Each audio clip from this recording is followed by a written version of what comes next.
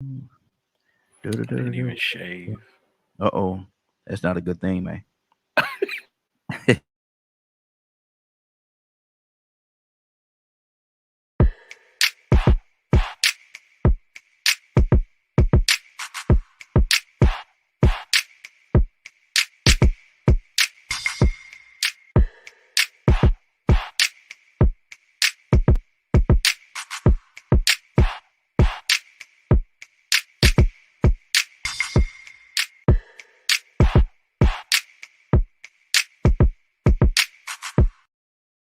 Well, good morning, good morning, good morning, good morning, and good morning, everybody. Good morning, everybody. Welcome to another episode of The Morning Glow. Welcome to another episode of The Morning Glow. Got a great broadcast lineup for you this morning, as I hope we always do.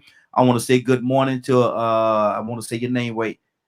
Laenda. I hope I said that right. Good morning to you, sis. Don't want to butcher you. Please don't hold it against me. Don't want to butcher your name, but good morning to you. Glad to have you. Captain Leonard, good G- morning. How you doing this morning? Good morning, Raheem and the Morning Glow family. Leonard, Yes. I got some news this morning, man, that a little disturbing to me. Mm-hmm. They didn't pass it, huh? What you mean they didn't pass it? They say something about the voters act, or what the Senate was trying to pass. It didn't go. It didn't pass. They didn't get enough votes. No, and the reason why, of course, we've been talking about why they wouldn't get enough votes. It is Mm-hmm. because of the obstruction by the Republican Party, and one the whole notion that there are maybe a couple of Democrats that Mm-hmm. are trying to jockey for position and things of that nature is causing the majority of the problem. That's Mm-hmm. what people have to remember when you get frustrated with government. First, you should understand how government works. It's a very thin line between, let's say, if you have 49 and 51. Mm-hmm. You don't want to be at 49, 51 in the decision making process going into a vote. Mm-hmm. You need to be at least over 50, 60% in order Mm-hmm. to ensure that something passes. However, a lot of legislation is accomplished, especially when there's such an opposition, by one or two voting senators, Mm-hmm. because we usually are not having those same problems at the House as we are in the Senate. The Mm-hmm. Senate is a far more place where there's a lot more seniority, people dedicated to particular agendas as well. So you see, the biggest test is the Senate. Things Mm-hmm. in the House are usually done. There are a lot of bipartisan things that used to can be accomplished pretty easily. Mm-hmm. But when you have such opposition by a side against that which is right for the people, that is the problem that we have in America right now. Is that we're still split almost 50-50 Mm-hmm. in our governing process. And if people don't understand, that means if a bill goes through the House, it still has to go through the Senate. And it Mm-hmm. depends on the power of the Senate on whether things are heard in certain committees, are given enough time for people to express why other senators and things should get on board. But you have a Mm-hmm. situation now where one side is just completely not listening. And they're Mm-hmm. coming up with every reason to oppose the Voting Rights Act, to oppose infrastructure bill, to oppose anything that is predominantly supporting people issues. And with them, and that's the part that don't make sense to me, man. Because if you're supposed to be there for the people, and it says for the people, why don't you want what's best for the people? Well, everyone's not there for the people, and that's what folks don't understand. Everybody in government is not there for a good reason. Mm-hmm. They come and they lie to your face about why you should vote for them, hoping that you're not intelligent enough to see through their lies, and they can con you into voting for what you think is someone who supports your interest. Now, Mm-hmm. if your interests are separatism and hatred and starving the poor and no consideration for minorities and things like that, and preserving a power structure that leans heavily towards injustice and the interests of one race of people, Mm-hmm. you know what side that is. Yeah. Yeah. Not because I said so. Mm-hmm. Look at the Pull up, record. pull up the record. Yeah. Pull up the Yeah. rhetoric. They're Mm-hmm. sitting there explaining why people shouldn't be able to vote.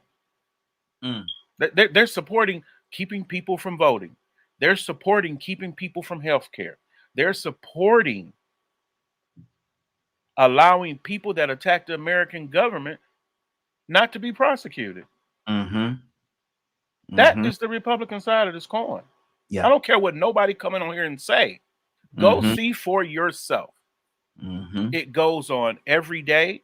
You have those people on that other side tell you exactly this, but they still have supporters because there are so many people in America that support unrighteousness and wickedness.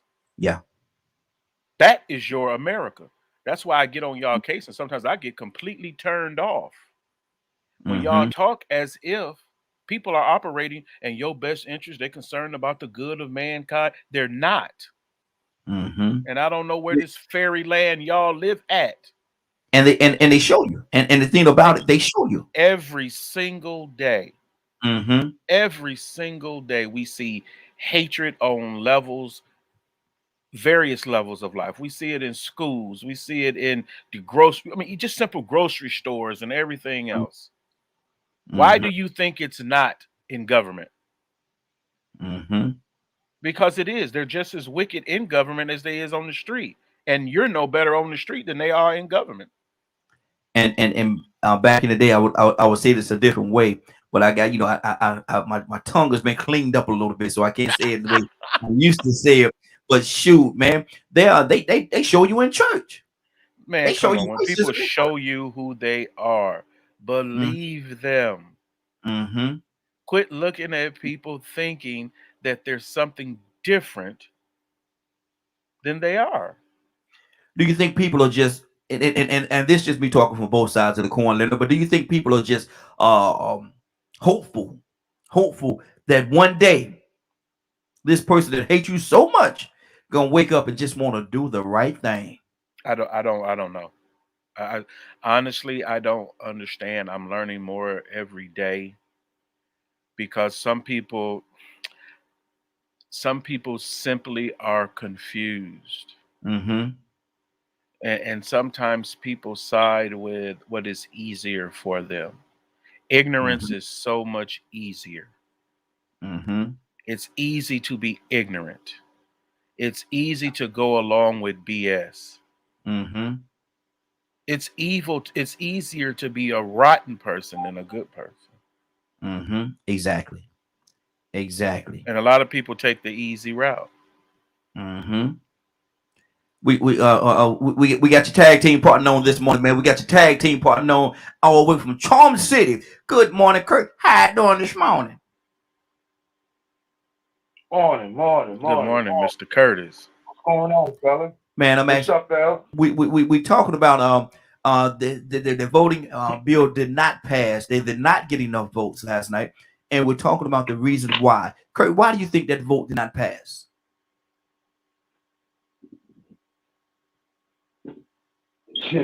Man, well, first off, I don't think the DNC has the right people in their messaging department. I think they keep showing up to a gunfight with Nas. Mm-hmm. Um, I think they keep trying to govern things as business as usual. And it's not business as usual. The platform has changed. The culture has changed. The way that you govern has changed, but you're still trying to govern like this is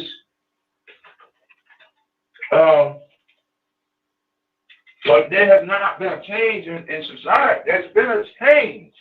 Mm-hmm. And you have to govern according to that change. And they're not changing, man. I don't understand it. Mm-hmm. I don't understand it. And I think a lot of it is because of their messaging. The DNC has allowed for the RNC to control the narrative so long that they don't even know how to take back the narrative. Mm-hmm. They telling you, well, this is what we're going to do. This is what we're trying to do, right? Let me put it like this right here. Because I was thinking about this pretty much last night and some this morning. You know what made, when you look at governing bodies and those who have governed America, right? You know what made FDR and Bill Clinton so powerful or made them seem so great? If you go back and look, when these two had a platform, they not only told you what that platform was, but they told you how they was going to do it. They told you why they was going to do it. And they told you, basically, they gave you a breakdown as to how not doing this is affecting your active daily life. The Democratic Party has this idea, or it appears that they got this idea or this notion that if we throw it up there, the people just going to accept the fact that we know what we're talking about. That's not the population you're living in. The population you're living in now, okay, if that's what you want to do, tell me why you're doing it. Tell me how I'm affected, and tell me how I'm going to be affected if we don't do it this way. We want more information. This is a culture that is,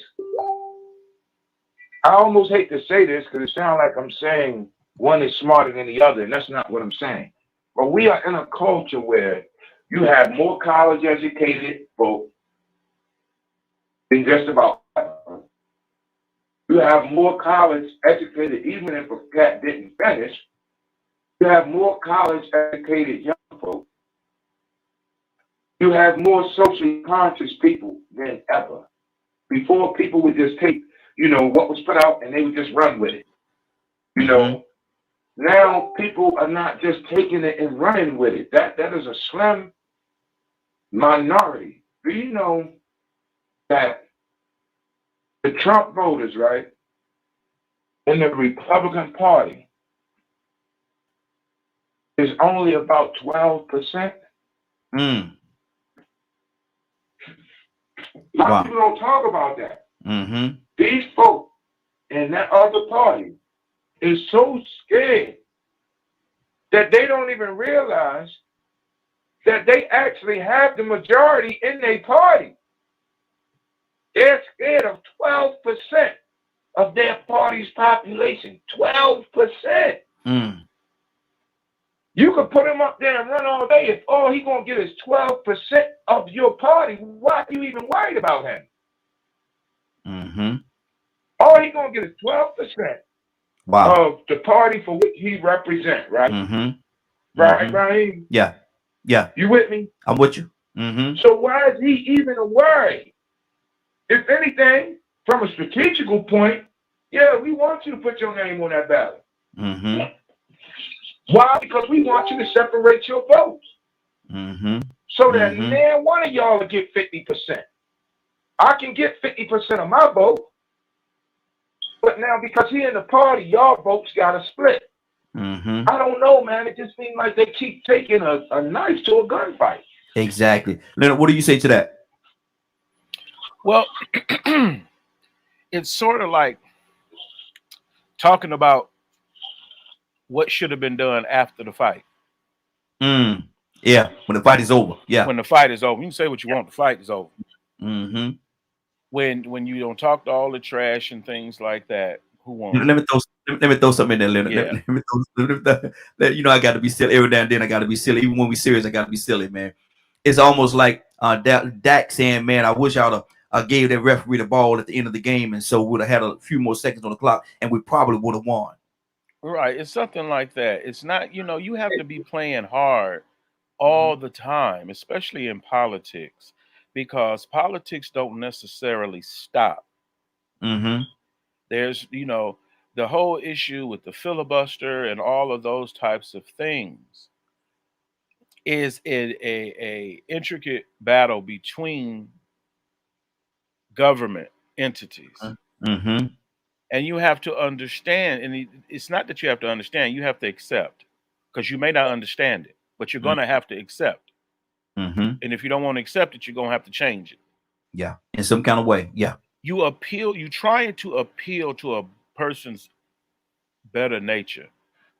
And you try to present arguments that people who may be convinced on party lines not to act or do what's right, but the conscience Mm-hmm. of the lawmaker is important.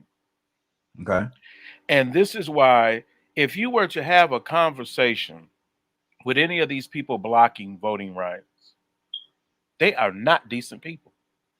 Mm-hmm. They're just not. If you've listened to them any amount of time, you see their wickedness. For instance, Ted Cruz can't hide it. Yeah. Yeah. He's always saying something stupid. Every time he get an opportunity to get a mic, he's always nasty. He's always unconcerned about the actual people.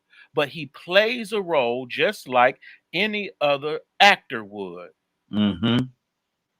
So there are people that don't care about your democracy in government right now. And they Mm-hmm. call Republicans. Wow. We've just 508. seen an attack on the Mm-hmm. democracy of the United States once this type of individual was able to gain power and become president, Mm-hmm. and persuading others through fear tactics, through gifts, through promises of power and everything else to completely destroy this democracy. Mm-hmm. Let me do this. 508-924-3521. 508-924-3521. The phone number and the phone lines are open. Give us a call. 508-924-3521. If you feel any differently, if you have any, what is your opinion on this thing? Why do you think the voters they could not? Why do you think they could not come to enough votes to pass a voters' rights bill? Voters' right 2022, and they still fighting to give people the absolute right to vote. Why? And let me add something. Mm-hmm. Before you call in here with this trifling response, well, we shouldn't trust government at all in this. No, that's not appropriate. Mm-hmm. Pick a side. Mm-hmm. If you don't, you're not in the game.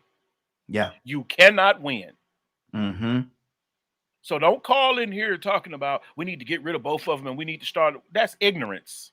That's ignorance. I tell you what, go to your bank, give me all your money. I want all your property and everything else, and you start back over.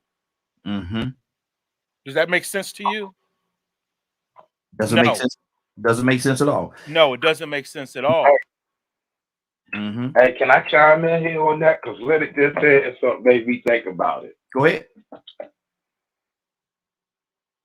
Did you brothers even hear any of the debate yesterday? Just a little bit. I heard just a little bit. I'll probably watch the majority of it today, actually. Mm-hmm. Man, you're a well-versed man. All right? Mm-hmm. So can you listen to it today? And Representative Tim Scott from Charleston, South Carolina, from the Low Country. And we all know who Tim Scott is. Mm-hmm. Yeah, absolutely. Absolutely. When he get up there and speak, let me be the one to tell you, bro. Please make sure that you have nothing in your hand. Mm-hmm. Please make sure that you're not sitting around anybody that you might have some form of beef with. Is he that ridiculous? Bro, listen, Raheem, you know what the first thing I thought about Raheem when he finished his speech? What's wrong, boss? We sit. Bro, listen, Raheem, do you know this man had the mitigated gall to induct the name of Strom Thurmond?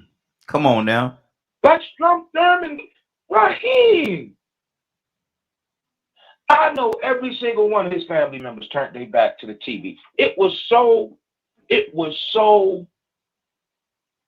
cornballish and selloutish. Thank you. He's a sellout. He's a real sellout. It was so bad. It was so bad. I immediately went on my Instagram and sent the message to Roland Martin and said, Roland, Please tell me you listening to this guy, and please do a show. Tell the truth. Mm-hmm. Please, man. He had the history, bro. He had it so. I swear to God, man. I was listening to it on the radio in my car because I was doing home visits yesterday, right? Mm-hmm.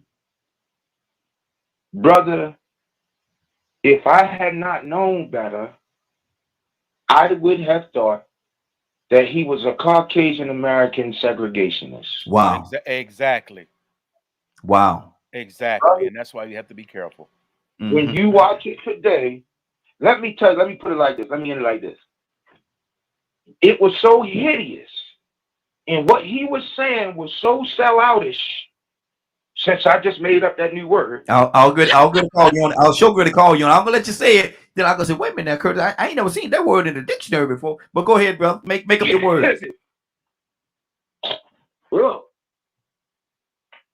it was so selloutish, Raheem, Mm-hmm. that Cory Booker Come on. from New Jersey Mm-hmm. Mm-hmm. was in committee somewhere else and was paying attention to what was going on the floor and got up from his committee, came down to their debate and basically made the president of the Senate allow for him to speak. Mm. I kid you not, right behind Tim Scott, Cory Booker wasn't even put on the slate to speak or debate. Mm-hmm. They yielded the floor to Cory Booker. Did he go in, bro? Because what he said was so far. Right, you gotta listen to it, man. If you can find it, listen to it and play it. Mm-hmm. It was disgraceful, bro. It was a straight black eye in the face of every African American and brown American, Latino American in this United States. Wow. Man, Hold on, he was on fire. Hold on 1 second, Lynn. I got to yield for 1 second. This young lady, she done called in, and I know the situation that she's in this morning. Good morning, Cassandra. How you doing this morning? Oh, thank you, Jesus. Good morning. I am on my way into surgery. I'm actually connected up to my IV and about to get this medicine that will make me looping. I'm excited. Yay! Cassandra, So I just wanted to call and tell y'all I'm here. There you go. Hey, we praying for you. We're definitely praying for you, sis. But my thing is this right here. I don't want you to have to cuss this morning before you go into your surgery. I don't want you to have to cuss. You see, that's what I'm saying. So don't tell me what we're talking about. Don't even tell me. It must be hot. Leonard, it must be hot. I don't want to cuss. Oh yeah, it's gonna be on fire today. Listen, Cassandra. I just got through praying. Okay. Okay. And I'm not gonna do that because if I tell you what we're talking about, like Rico said, you got to say a booster prayer. You got to say a booster prayer after your prayer. So we ain't gonna tell you, but listen, we definitely are praying for you, sister. Please give us a call. Contact me.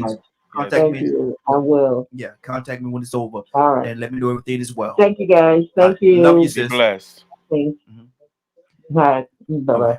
Now, man, and somebody say, what is the topic of this discussion? We're talking about the Voters Act that was not passed, the Voters' Right Act that was not passed yesterday. And Monique, give us a call.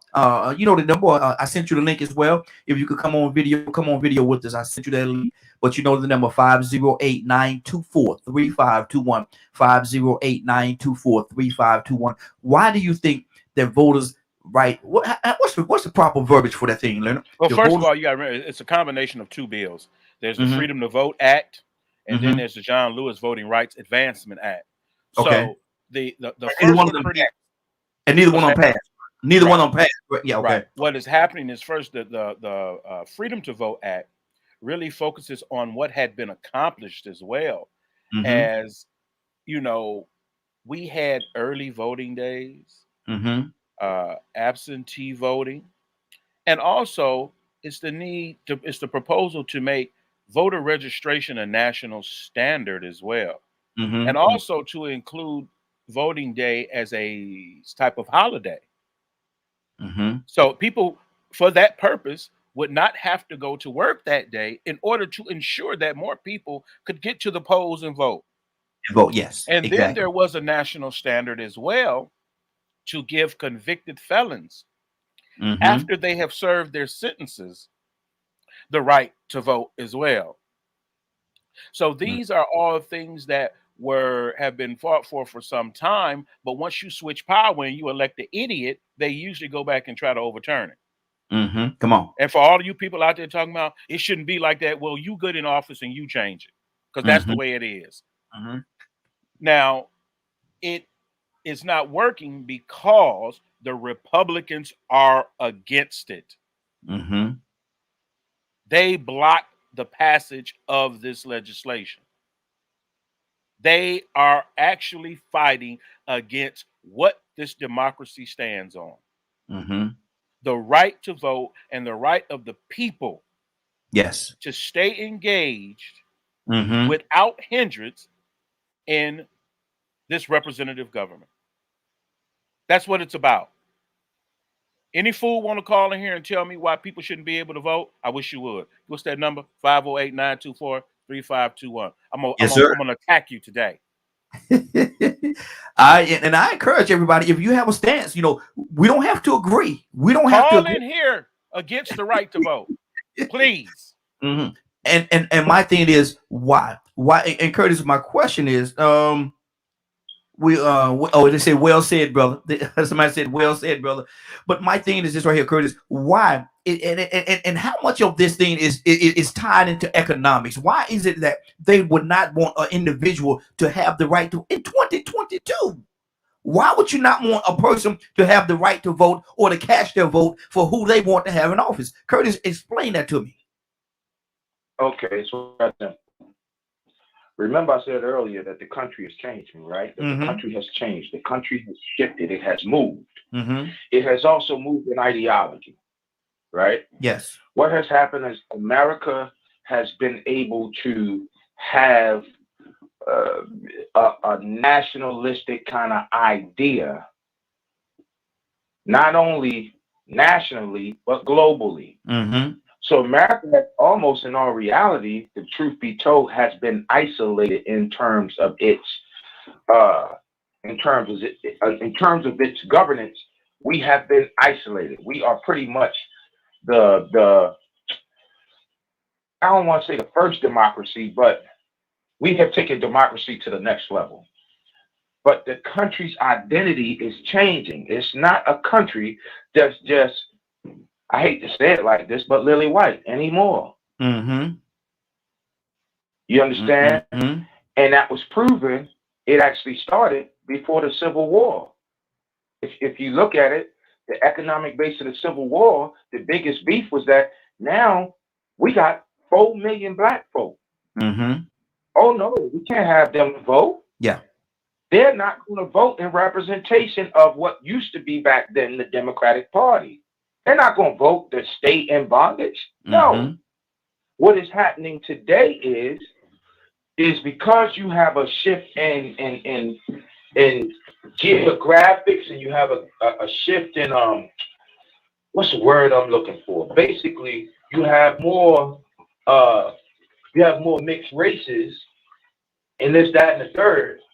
You have a shift in ideology as to what America is supposed to be. Mm-hmm. And more people are saying, I want the country that was put on paper. Right? Number one. Number two, there's a reason why your national election is held on a Tuesday. Mm-hmm. Yeah. And it's not a national holiday. Mm-hmm. It's a reason why they did that. Because the idea is we know that 95% of the country is the working poor. They cannot afford to take the day off. See, this whole thing is a strategic move. Mm-hmm. They trying to play chess, and we playing checkers. Mm-hmm. So do you think they should move that date from Tuesday? No, you could keep it on Tuesday, but the day of your vote, the day you vote, should be a national holiday. Shouldn't nobody have to go to work? Your actual responsibility on that day should be to vote. Yeah. You shouldn't have to choose. And Cory Booker said it best. He gave you some stats. And he talked about Georgia, how people in Georgia basically have stood in line. If they go with these new moves and all this crap that governor down there, that thief, is trying to bring about, the average person, he said the average person spent 10 hours, or they will spend 10 hours in line waiting to vote. Now, if you look at it, if you spend 10 hours in line waiting to vote, that's what you might as well say. You might as well say that cost somebody an 8-hour shift. How many people can afford to lose a day of work? They can't. No. When you look at the way that the vote has been set up, it has been set up from the day that the 13th, 14th, 15th Amendment was brought about, the day that the voters' rights legislation of 64, 65, it was actually set up and carried out so that minorities and poor folk would not have the right to vote. Yeah, you had the right on paper, but now, do you have the resource to vote? No, because if your boss saying, hey, look here, when you got time for you to go and vote, you need to be to work. And by the way, those people are in on the strategy to disenfranchise minorities from voting. Bingo. That was where I was ready to go next. Now, those very same people that we talking about is using that tactic as the means to disenfranchise the vote. They're using that very same tactic. What they doing, man, it's kind of like, you know, when you're in the street and, okay, I'm in the street, I'm selling dope in the street. But I'm that drug dealer that I move my shop. Every week, I move my shop to a different location. Every night, I move my shop to a different location. Okay. Right? Raheem, I'm still selling dope. Yeah. Yeah. But I'm going to look at you and say, oh, no, I wasn't selling. I don't sell no dope on North Avenue. If you look at me, I was selling my dope over on Pennsylvania Avenue. No, that wasn't me on North Avenue. Well, yeah, I was on North Avenue. I just moved the shop. Yeah. So what they're doing is they're using these strategies to actually deny people the right to vote. In all reality, all it is they're using the poll tax idea without being so blatant about this as a poll tax. Before, they could just be blatant. Hey, who was the governor 20 years ago? Oh, yeah, you know how to read. Oh, you know how to write. Okay, well, answer this question. Who was the governor 20 years ago? I don't know who the governor was 20 years ago. I just turned 20 years old. Yeah. I just got the right to vote. Exactly. You see what I'm saying? So they're playing games with you. They're being real slick with it. And it's a shame. Like, honestly, if you are a Black Republican, I'm going to keep it real with you. If you are a Black Republican or a Latino Republican or an Asian American Republican, if you are anything in any kind of minority group, I highly recommend that you drop your registration with the Republican Party and you go register with the Independent Party, because there is no representation in that party for you. There's none. Wow. And Joe Biden, as much as we want to speak against him and talk trash about him, every once in a while, even as much as you want to talk trash about Joe, every once in a while, you just got to say, you know what, hold on, Joe make it sick. Did you hear what he said yesterday? Yeah. He said, I need y'all to tell me what they for. Somebody, everybody, tell me what they for. Yeah, exactly. Okay, health care. Well, are they for that? I don't remember nobody said it. They gave us that. Well, this mess is funny, man. I swear, I gotta laugh at that. I gotta laugh at it, man. Wow, Captain Leonard, what's on your heart, man? Because he did ask the question, and I don't remember him getting any answer. But what's on your heart, Leonard? Talk to me. Well, it's the same question. It's the same question that President Obama begged. What you for? Yeah. You ain't for nothing for the people. You oppose everything we try to do just because you don't like us. Just because for some reason, like say for instance, the filibuster. Force them to get up there and say why they don't want everybody to vote. Every last one of them. Matter of fact, give them 2 speeches to tell. We'll sit and we'll wait till every single Republican convinces us against these voting rights acts. We want to listen, but they have nothing to say that makes sense. So they want to just stand behind the curtain and wait to a vote and oppose the vote to pass these bills. Because they have no moral high ground. They simply don't. It would be just like children who barely learn to speak rambling on with dirty pampers. That's about how much sense it would make. Not only do you stink, you half naked and you ain't saying nothing that makes sense. Now, if you supporting that, you just like them. If you talking about voting Republican and supporting Republican, you're just like them. Wow. Everybody, I love a great rational argument. Even when I had my meetings, I am going to allow people that support the Republican Party to speak because hopefully if they're sitting in a civil rights meeting,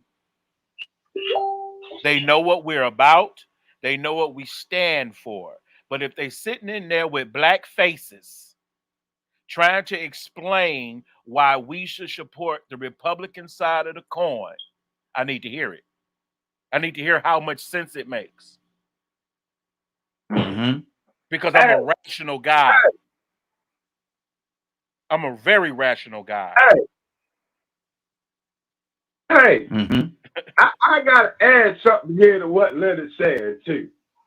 Because I need for these Black and Latino Republicans to understand that the person y'all looking at to be the leader of your party, if we was playing football and y'all was the opposing team, I swear I'd love to play y'all. We would mollywop y'all. Y'all in ambulance. Did y'all hear what he said yesterday? When they put the mic in his face, did you hear what he said yesterday? What's that? This cat is the coach on the opposing team. He's the coach on the opposing team.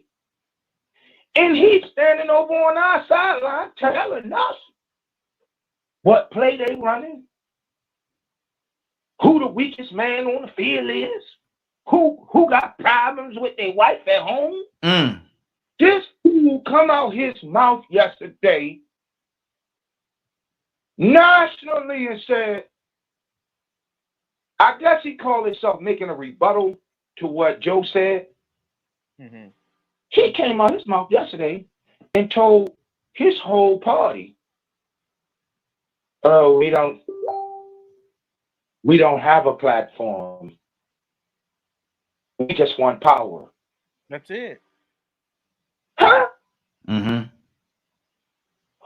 Raheem, who in they, I need to understand, bro. Who in their right mind would follow this fool? Even if that's your initiative, even if that's what your intentions is, I get it. Okay, your intentions is that you just want power. Who in their right mind is going to follow a leader that is going to tell the public, I don't give 2 sheets about you. want the power. He came out and said that, openly admitted that himself yesterday. And that's how he started. He never talked about anything, and that's evidence of narcissism, correct, Mr. Kurt? Now, Yes, it is. thank you. All day, and you see it, and then day. watch the people that support it, not the people on TV, the people around you, the people at your job. One of y'all don't work for somebody that when you said, "Hey, I need some time to go vote," don't made some type of remark what you want to vote for. Have tried to keep you from voting at your job. Some collective bargaining agreements have it in their collective bargaining agreement that these workers will be allowed to go vote as a part of their bargaining agreement. So you can sit around and act like it ain't happening, or like many of them call, and the Republicans will say, well, no, that ain't true. Yes, it is true. You're a liar. Mm-hmm. You're a liar. That's all you are. So you call and you say the same thing. They've been saying the same thing 10 years.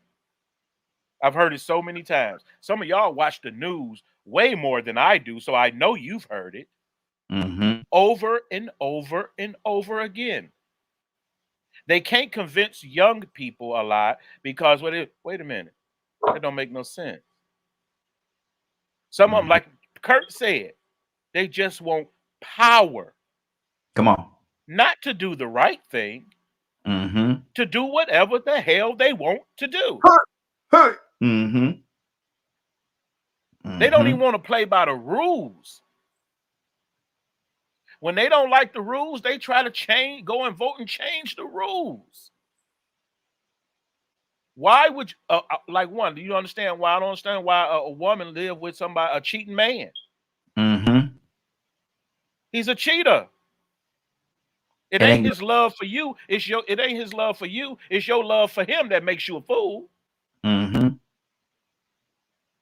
You're the fool for following evil people doing evil things, making no sense. Being, hey man, let's go rob this bank. But you in school on a scholarship. Let's go rob this bank. Let's go roll these fools over there on 4th. That's what it's like. Yeah. That's exactly what it's like. Just stupid decision after stupid decision. And then if we ain't got a good point, let's just keep saying the same thing and looking dumb in the face. Tim Scott, you a sellout. Wow. Do yourself a favor, fool. You a disgrace. Oh, he supported your governor in his speech yesterday. Of course he did. Oh yeah. Yeah, absolutely. He'll support Massa. They leaving tonight at 1 o'clock. They going up the field down through the creek. If you get out front, you can catch them on the other side. That's Tim Scott. Now, Curtis, let me ask you this question real quickly. And surprisingly, Clyburn hasn't taken the stance that I thought he would take in this whole situation either. Why do you think that is? Who Jim? Yes. Because I think Jim is fed up, man. And I think Jim is fed up. And I think he's ready to call. Jim, you got to think, man. Clyburn is old, brother. Yeah, yeah. You know, there's no disrespect to the elderly, but Clyburn is old. And he's getting power. And it's time for somebody it's time for him to bring somebody who is going to be willing to take the direction that he went in or that he was going in and drive it on home. Right now, let me put it like this, right? You probably see a totally different Jim Clyburn. I do. He was 10 years younger. Yeah. If he was about 10 years younger. Yeah. You see a totally different Jim Clyburn. Because you and I came through South Carolina, and we know a younger Jim Clyburn that had that fire and would go out there and fight against a bulldog, fought against a bear. Exactly. He's not exactly. He's not the same guy. he's not the same, man. And he still got his wit, thank God. Mm-hmm. He still got his wit. But I ain't gonna lie, man. Sometimes when they interview him, man, you could tell that he beyond scratching his head. Mm-hmm. I'd be scared he gonna slip up and start cursing like, son of a, you heard me? Oh yeah, I've been watching some of his articles. Mm-hmm. Yeah. Go ahead, Curtis. I mean, no, you can tell it that Mhm. he has become so right now, man. I believe honestly that you got a lot of people that's like, if I was to give it a name, are suffering from I can't believe syndrome. Mm-hmm. Like some of the things we seeing, bro, right now, I ain't gonna lie, bro. Mom and them couldn't have warned us about this, man. Mm-hmm. They couldn't have warned us about this. We are in an era where we just gotta try our best to live through it. Like, Mm-hmm. bro, like I never thought I would see the day. All right, let me put it like this. I never thought I would see the day when people would cast votes and hold beliefs that completely go against their own progress. Mm-hmm. I never thought I'd see the day where people would cast votes and hold beliefs that would take money out of their pocket and food off their own table. Mm-hmm. I never thought I'd see that day, bro. Yeah. People is voting against their own interests Mm-hmm. because of a party affiliation. Man, y'all bet, man, go get in a clown car. Mm-hmm. I ain't gonna do it. Exactly. I'm about to change up. Give me 1 second. I'm about to change up the topic just for 1 second. And I got a few people that actually looking to comment on this. And this is something that I saw, what I heard, and I can't say I saw it, I actually heard it about one of your housewives of Atlanta. I'm not gonna call their name. Y'all will probably know who I'm talking about. But she is engaged. She's engaged to be married. Her fiance bought I'm gonna say a Rolls Royce for his ex, and while they were together, and he took it back, and it's been said that he gave it to the new fiance. There's been some investigation going on that it was a different car, but the stance that they was coming from is this: if you're with someone and they gave an expensive gift to the ex, took it back, and tried to give it to you, would you accept that gift? Would you accept that gift? We got a caller on the line. Caller, what's your name? Where you calling from? LA, and I'm calling from America. LA from America. Good. Hey, how you doing this? Good deal. I need to ask you the question. Would you accept that gift? If a expensive gift is a car, it's a Rolls Royce. Now he gave it to her, his old ex. They broke up. He took it back. Y'all got together, and y'all are going in a positive direction. Probably even about to get married. Y'all is just that serious. And he wanted to give you that same car. Would you accept it? Can I really talk about it? Please don't curse. But yeah, you can talk about it. I won't. I don't have to curse to talk about it. But Okay. if you really think about it, that's a very expensive gift, supposedly, right? Uh-huh. Isn't she taking the man? Isn't he used? I'd probably rather have a car than have him. Wow. You get what I'm saying? No, Yeah, but to be honest, no one ever really owns it. She never owned it. She just did it. Because if it was hers, it wouldn't be still in his possession. So evidently, he's just giving it out to whatever girl he gets. So she's this year's lady, and she gets it now. So you'll never know. Somebody else will meet him in 2 years. He probably won't never get rid of it. You can't drive Rolls Royce in Atlanta in the morning ways, they project you. Yeah. So I wouldn't even want it. Give me a Mhm. Camry and Mhm. let me have the title to it. Exactly. Exactly. And so, but am I hearing you say you would accept the gift? I mean, to be honest, if I was still in my mind that, that I was, I used to be a very materialistic lady myself. Mhm. Back then, and when in those days, yes. Now, no, because you can't even drive stuff like that. Mhm. It's not even comfortable to even flex that you even have a gift. It's not even cute to even say you have something like that. They even put a track on it and track you and hurt you. Mhm. You got to start thinking about today. I mean, it's not even a good gift. Putting her in harm's way. So Mhm. I say no. Okay. Okay. God is good morning. How you doing this morning? Good morning. I need to know from you, and I'm going to the sisters on this question specifically for a reason. Would you accept that gift? Would you accept that Rolls Royce? It's a Rolls Royce now. We ain't talking about no Pinto. We're talking about a Rolls Royce. Would you Only accept way it? I would accept it. Only way I would accept it. Title has to be in my name, and it has to be given to me. And Mm-hmm. if you giving me something, then you putting the title in my name. Other than Mm-hmm. that, you're not giving it to me. You just let me drive it. Mm-hmm. Mm-hmm. Okay. So, Okay. and yeah, I'ma drive it, and I'ma have my 40 40 cal right with me, or Glock Mm-hmm. or whatever I'm holding at the time. I'ma have it right with me. Mm-hmm. So yeah, I'll And, drive it.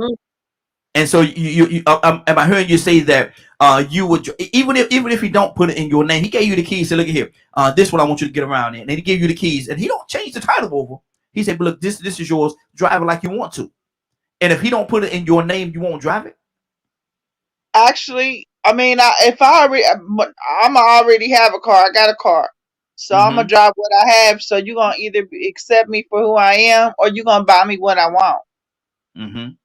Wow, that's good. That's good. Curtis, what's on your heart, brother? Now the roles were reversed, and she had a Rolls Royce that she gave to her last dude. They broke up. She took the car back. Now y'all are together. Y'all kicking it, man. Y'all getting real serious. She want to give you the keys. Here, you can drive this. This yours. Drive it like you want to. Kurt, would you accept that gift, knowing that he used to drive around town and do everything he wanted to do in that same vehicle? Would you accept it?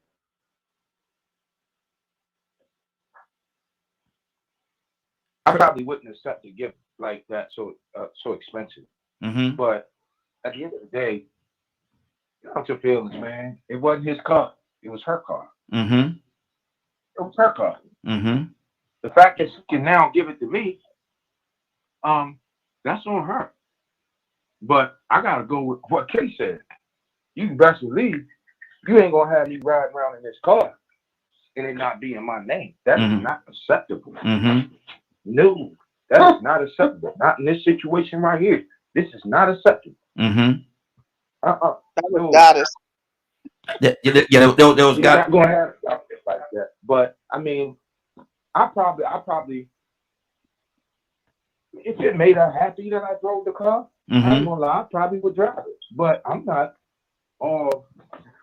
I'm not the type that'll get all bent out of shape about a car. Mm-hmm. You know what I'm saying? Relationships are so more important than something so materialistic as a car. Mm-hmm. So I would. I don't know, man. I probably would if they made her happy. But how would it make how would it make you feel though, Curtis? No, how would you feel some kind of way knowing that he had that car and that it was quote unquote his car at that time that she gave it to him? Would you feel some kind of way now that she's giving you that same car? No, I wouldn't feel no kind of way because guess what? That was daytime. Mm-hmm. This is my time. Mm-hmm. I ain't got. He ain't got nothing to do. You know what? The fact that you feel some type of way, you know what you actually do from a therapeutic standpoint. You know what you're doing? Is you bringing him into y'all relationship. Mm-hmm. That's what you're doing. That's just like, okay, if you mess with a lady, you want to start dating. She had a boyfriend before you. Mm-hmm. They actually lived together. So what? When you walk through the door, you got to talk her into or make her, or you got to come out your pocket and buy a whole new living room set, whole new dining room set, whole Mhm. new bedroom set, Mhm. whole new. You got completely Listen, a do lot the of whole women, house. feel that way, and especially, and I'm not going to necessarily say the living room set and all this stuff, but the bedroom set, she don't want to, she don't want to be in that bed, man. Y'all done did what y'all got memories. Nah, she don't want to sleep on your memories. She don't want to sleep. A lot You of times, know, women Raheem, don't want to sleep on your memories. Raheem, that is called narcissistic behavior. Mm-hmm. It could be. It could be. Because if that's your mindset, okay, hold on. You really don't know what was going on in this relationship. You don't have a clue. But Kurt, man, there's so many different ways we could go with You this don't thing, have a man. clue what kind of sentimental value that a person They probably given 6 off person and 6 on. could Mhm. have. I'm Mhm. not saying that it's right. I'm not saying it's wrong. Mhm. But I'm saying sometimes we as black folk Mhm. and as people, period, we need to go sit down some way. Mhm. Stop bringing in that which is old to that which is new. Mhm. If it's a new relationship, you don't have the right to go in nobody's space and dictate what they do in their space. Mhm. We talking about a car. But if you want to have that mindset in my mind, if I was that kind of dude, knowing who I am, I'm going to come to the door and my mind, okay, look, check this out. I'm living in here now. We got to take everything out of here. We got to send the car back.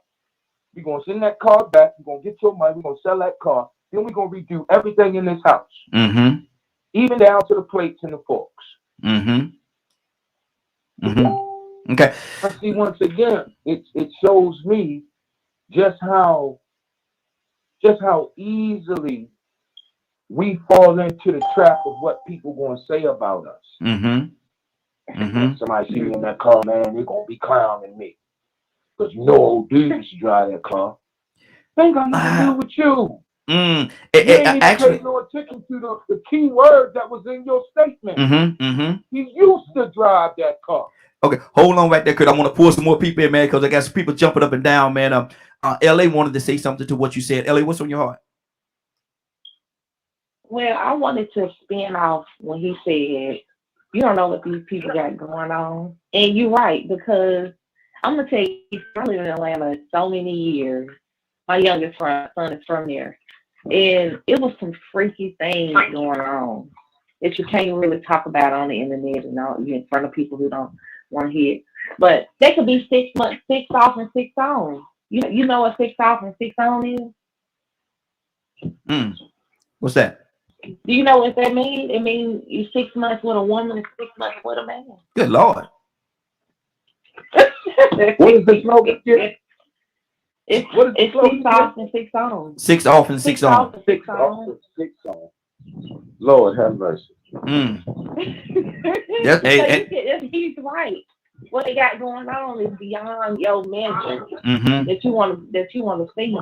Because and to get into that circle, evidently you have to be dingy. Because I was around them a lot, Mm-hmm. and I just couldn't fake like that. Yeah. Because I know where I come from. It's not that I can't talk intelligent and walk around looking, expensive and stuff like that. That's just not me. I just don't feel the need to be that way. I just don't. Like he said, a car just don't make you. And I understand. My grandma used to always say, and I never knew this how I got wrong. She would say, "You have all that money, but you just have more rooms to cry in." Them people don't even be happy. They have money, supposedly, but they're not happy. And so right now, my goal in my life is happiness. So money, materialistic things, I'm looking at it like, nigga, I wish y'all don't know you appreciate that or not. I'm looking at them like, this ain't something I'm interested in. I'd rather be happy than have stuff. Yeah. Exactly. That's good. And that's all I wanted to say, y'all. That's it. I'm gonna say for today. I appreciate you, sister. Definitely appreciate you. If you got some time, hang out with us, man. If not, I definitely understand. And again, I appreciate you calling. Okay, yeah, I can listen. I'm gonna mute you though. But y'all have a great day. Everybody have a day, and don't let these people fool y'all because they lying. They ain't pushing love. They ain't pushing like being good people. I don't know what they are. Mm-hmm. Exactly. Let me go to Friday. Friday, good morning. How you doing this morning? Hi, Dur. Friday, what do you say to that, man? It's a Rolls Royce, and yes, he had it before you. Yes, he gave it to his ex girlfriend. Yes, he took it back, but now y'all are together, and he wants to gift you that Rolls Royce. Are you? How do you feel about that, Friday? Talk to me. So he bought it. Yes. She utilized it at the time that they were together. Mm-hmm. They're not together. No. It's still his. Yes. She used to drive it now. I mean, she used to be all over town in that car. Great memories. I I think my question would be, did you get all the copies of the keys back? I mean, I don't know. Do they even have keys? I've never been inside of a Royce, so I don't know. It could be a Humvee, Mhm. and don't have keys. But that would be, I guess, my first question, I guess, because if it's his, it was not hers. If I'm using it, it will be mine through the duration. I would like to think that the expectation would be that I would not be replaced, Mm-hmm. but I could be replaced as she was, not knowing what not knowing what they had going on. So I just say don't get too attached to things because there's more important things. And I'm gonna flex while I flex. Mm-hmm. Wow. Got you. Because that's part of being together, right? Mm-hmm. Um, I may at some point be like, you know, where's my own? You know, test Mm-hmm. the limits. You're gonna buy me one. We should have matching pairs. Go ahead and cop me one too, so we can. And then and I'll just make sure that my name on it. So when I leave the relationship, if that happens, it's coming with me. I ain't got to worry about nobody else driving it. Now you know how much a Rolls Royce costs. Hey, A you Rolls do what Royce. you do for who you love. So I'm just saying. We're not talking about a Pinto. We're not talking about a Pinto. We're talking about a Rolls Royce, and there's a difference. But Captain no, in all seriousness, I wouldn't care that she drove it because you're bad. Mm-hmm. Wow. Um, we got a couple of people on the phone line. Please be patient. I'm gonna touch each and every one of you. I promise you, I will get to you. Hold on for a second. But right now, I got to go to Captain Leonard. Captain Leonard, how would you feel about that, man?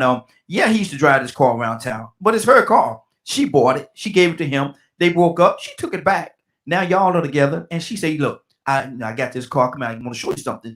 Go to the garage and give you the key. Show you the car. You get excited. This is beautiful. Give you the keys. Where did this come from? You ask. Well, and she gave you the whole story. How do you feel about that, Leonard? I've been trying to understand what you're talking about actually, Mm-hmm. because I'm missing something, Mm-hmm. despite the fact that I'm not big Cut it on out. these types of issues. Mm-hmm. But now, whose car is it? It's her car. She bought it, but Who is she? your ex, My ex. Okay, yes, your ex. She bought the car, and she bought it for me. no, she bought it for her ex, but the guy that she was with before y'all got together, she bought the car for him. Uh-huh. She bought the car for him. They broke up. They parted ways. She took the car back. She okay, you want to go? Go ahead on. Give me my car. She took the car back. Now, later, y'all got together and y'all started doing what y'all do, and y'all become kind of close. She give you the keys. She said, "Here, this your car now. Now it's your car. You drive the car. Drive it like you want to. It's yours." Now, how do you feel about the fact that she gave you a gift that she bought for somebody else, and now she's giving it to you? And I don't know how you can say secondhand, but secondhand. I mean, I don't really care.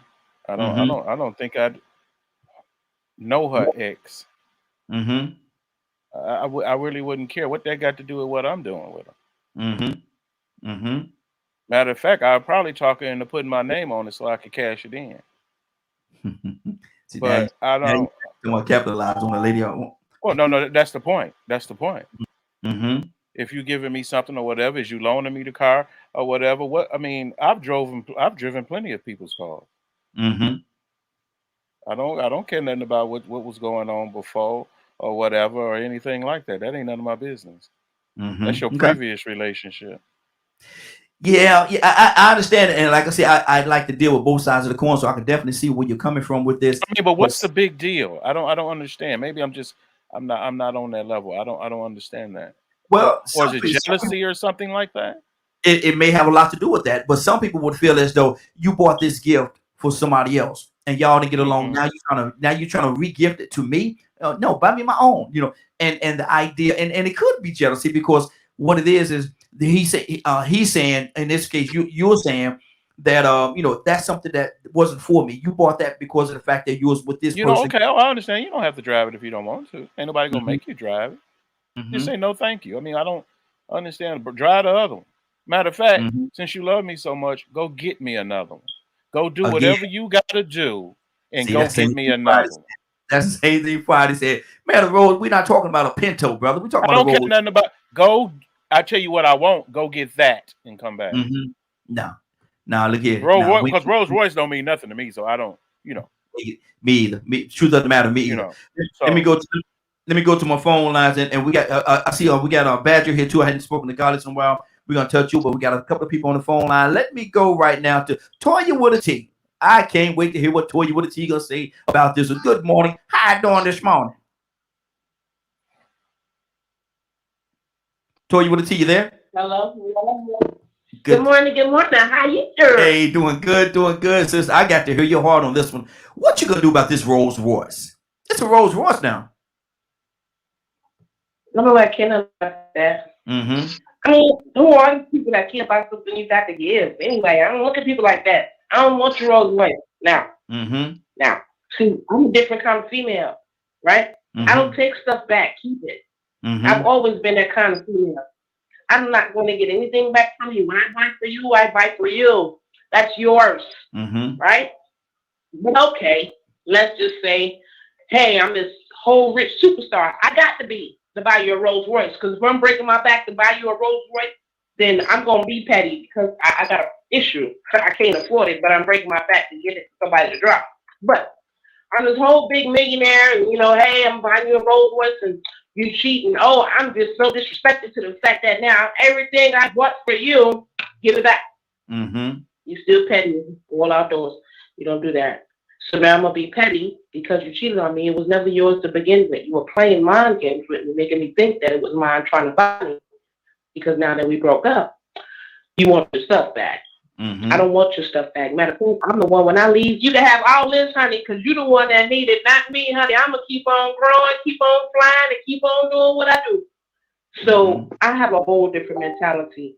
You know what I mean? But if it's me, okay, you and your girl, let's just say, hey, pick this. I'm going to use the rock, honey, since we fantasizing. Okay, his ex-girlfriend, he had her a Rolls Royce. Now we're dating. He's Toya, hey, this is the Rolls Royce. My ex-girl used to have it. I'm still going to feel some kind of way about it. I don't want that. Give me my own. Why I got to get something else that wasn't for her? Because now I'm thinking you're going to do it for me too. That's why I've always been the kind of female. I get my own stuff. I don't even want nothing from people because people don't do right. So then you got all these millions of dollars. You mean to tell me you ain't got the decency for me to get to know me and who I am, because I'm a picky person, and give me something fresh? Come on with the jokes. No, I don't want no hand-me-downs. I get my own. And most importantly, I'm not no person that's into making somebody else's dreams. If you already ain't got me set up, forget that Rolls Royce. Trade that in and give me the food truck, baby. I get my own car. I mean, you know what I'm saying? I'm just not driven just by what people have. Yeah. Just because you have something, I'm not going to compromise how you're going to treat me. So again, it's a situation under my dream guy buying me or giving me something that he bought for his ex. Why is she the ex? Is it because, let's use another example, you one of them football players that punched her in her face in the elevator because she didn't do what you told her to do? I don't want no bed. I don't want no Rolls Royce like that. Thank you for telling me that you punched her in the face, and now you're mad and took it back. I don't want the Rolls, and I don't want you either. Mm-hmm. So Exactly. again, it just depends on circumstances. It's a lot to go in there with that. But now, for me personally, if you got to give it to me after you gave it to her, I don't want it. Mm-hmm. Wow, that's good. That's good. Badger, what do you say to that, man? Would you accept that Rolls Royce? And good morning. How you doing this morning? Doing pretty good. Mm-hmm. No, Okay. but for different reasons. Mm-hmm. I know how much they cost to fix. Mm-hmm. You know, I'd go. I'd, can we just get a Toyota? Wow. I'd rather not drive something that expensive because if it breaks down, I don't know if I can fix it. Mm-hmm. Mm-hmm. So Exactly. as far as like it was, if I got told, well, it was my ex's, and I bought it for him and all that. I don't care, even if it's a hand me down. Mm-hmm. You know, to let that person drive it and telling me that I can drive it.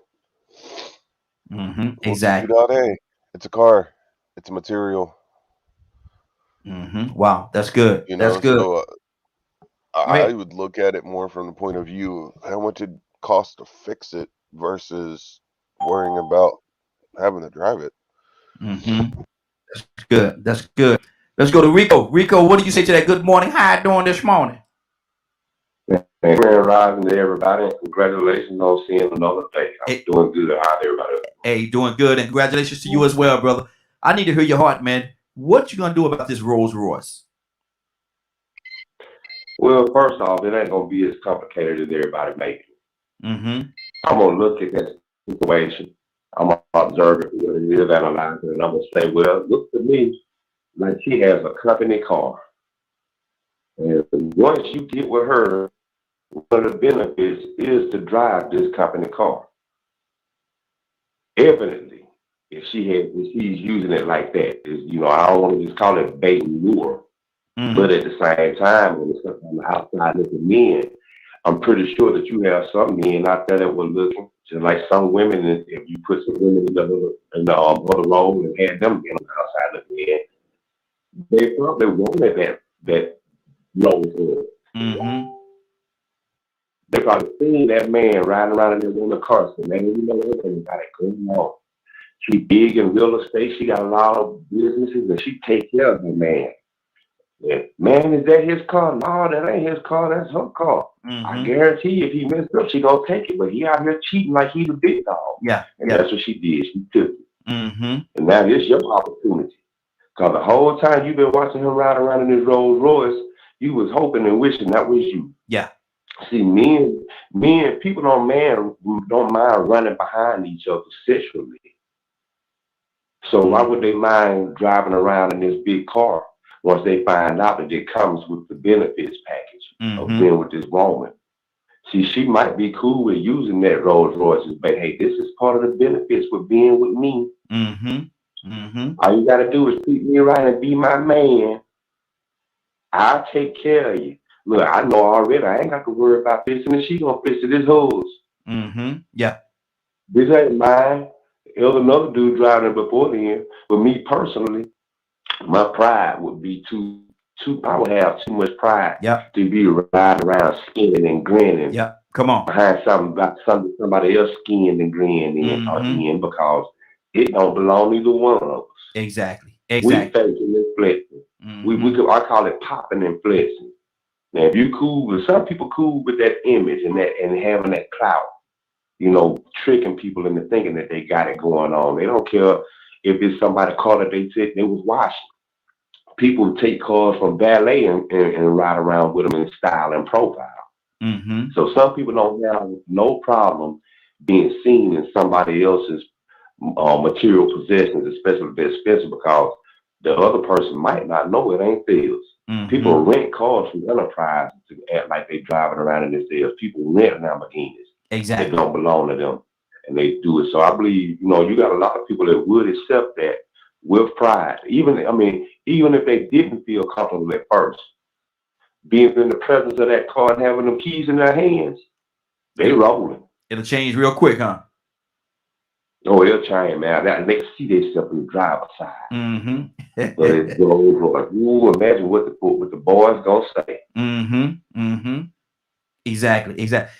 Let me go to we got a few people on the phone lines. Let me go right now to Tiva. Tiva, good morning. How you doing this morning? Good morning. I'm doing just fine out here in California. How are you? Hey, doing well, Tiva. I need to ask you the question. Now, this Rolls Royce situation, your president was with somebody else, bought them a Rolls Royce, and they, for whatever reason, split up. Now you two are together. Now he's trying to give you the same Rolls Royce that he bought for her. Tiva, are you going to accept that call? What you gonna do? That is a no-go. That's a no-go. Mm-hmm. That is a no-go. No, I would not accept the Rolls Royce. I would be also insulted that he would even think that he could come and bring me a car that his ex was driving in, Mm-hmm. that she was driving her family and friends around, and then you're going to bring it to me and say, here, like I'm going to be happy about that? No, I'm not. Mm-hmm. Because now you're showing me what you really feel about me. You don't feel anything if you can take a gift and re-gift it to me after she's driven it probably brand new off the lot, and you're gonna come give it to me. That's not cool. Mm-hmm. And secondly, I don't even like Rolls Royces. Okay, so now my taste is different. Mm-hmm. My taste is totally different. So I'm gonna need you to treat me like the woman that I am, and that's the woman that you chose to be with right now. Treat me with some respect and some love, Mm-hmm. because re-gifting me something somebody else been driving in is not cool at all. It's low class. So let me ask you this question. I'm gonna ask you this question right here, and then we're gonna move around because I got a few people that's rubbing their head and all kind of things, and so I want to hear what's on their heart. But listen, we talked about the Rolls Royce. Now, what if he lived in a mansion? He lived in a mansion, and she lived in there with him for the time they were together, and then they split up. Now, are you going to expect for him to buy another house and get rid of that house, or how are you going to deal with that whole situation? Because we talked about the car. Now let's talk about the house.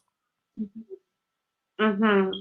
What Okay, now the house part, you know what? It's the same thing. Like, I've seen couples that have had homes before they got remarried with their, ex or their ex-wife, ex-spouse, whatever. Mm-hmm. They turn around and go buy another home for them to live in because it's fresh. It's a fresh relationship. It's a fresh start.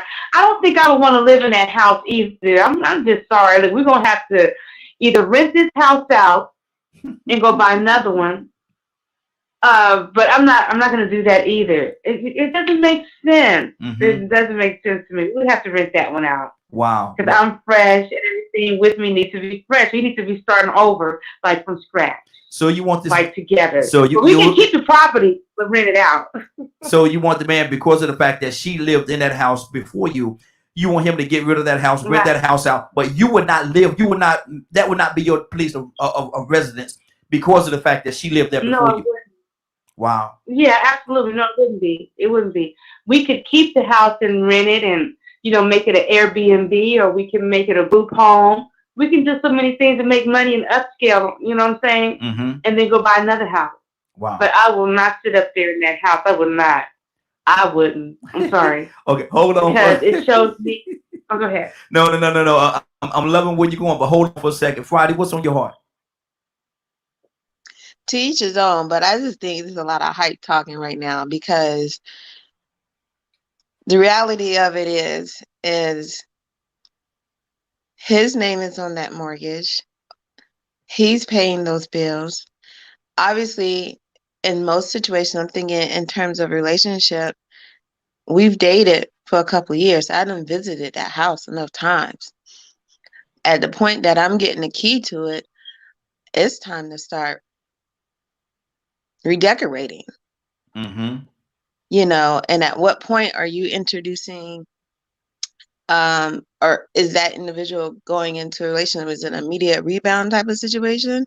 I'm not looking at it like, and in my mind, I'm not looking at it from a standpoint like, oh, week one meeting somebody and then like, oh dang, he got a house, and I'm moving in tomorrow. You gotta be a really kind of something special to do that, to not even know that person like that. But I'm just thinking it's going to be some terms and understandings that's going to be had. And if we're talking about something long term, you know, I'm gonna make it my own. And then at some point, it's not going to be my forever home. So yeah, another home would be purchased, but it wouldn't be off the basis of just because somebody else lived there. That's just like, if that's the case, then let me find somebody that's never dated nobody before. Wow. How hard is that going to be? Because if that's the case, then I'm running behind somebody that already been somewhere with somebody. You know what I mean? So at some point you got to make it your own, and you gotta look at the practicality of it. And I'm not saying that takes him off the hook of ever providing for me, in the sense of we can get our own other thing going on. But if that's established, then at the point that I get keys and move in, it's some remodeling that's happening. Yes, there's some redesign that's happening, because I don't have to accept the interior design of what somebody else's flavor was. I'm going to bring my own. At no point at the terms of the relationship was it said, at least that I heard in this scenario, that I have to keep it the way she had it. Friday, let me ask you this question here. And I hear what you're saying, but you started off by saying we were talking about the car, it's his car, it's his house, blah. Yeah.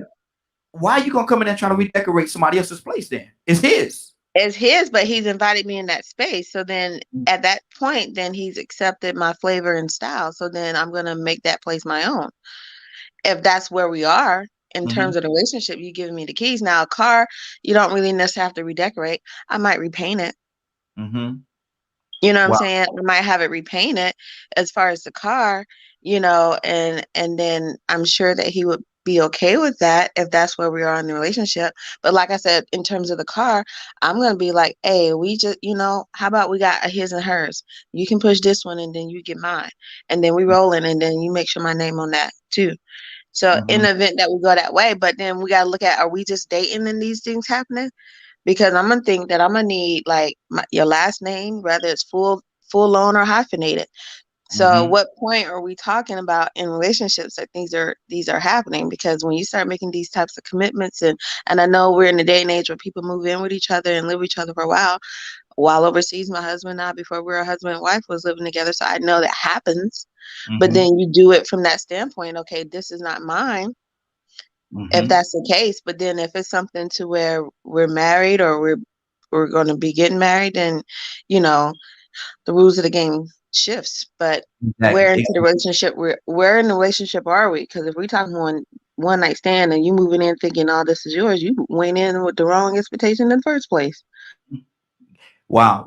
And see, and it's so interesting. And I love being able to hear how different people think and stuff like that. This is interesting to me. It really is, because it's almost like, you know, when we talk about a car, we're talking about one thing, but when we talk about the house, it shifted. There was a shifting there.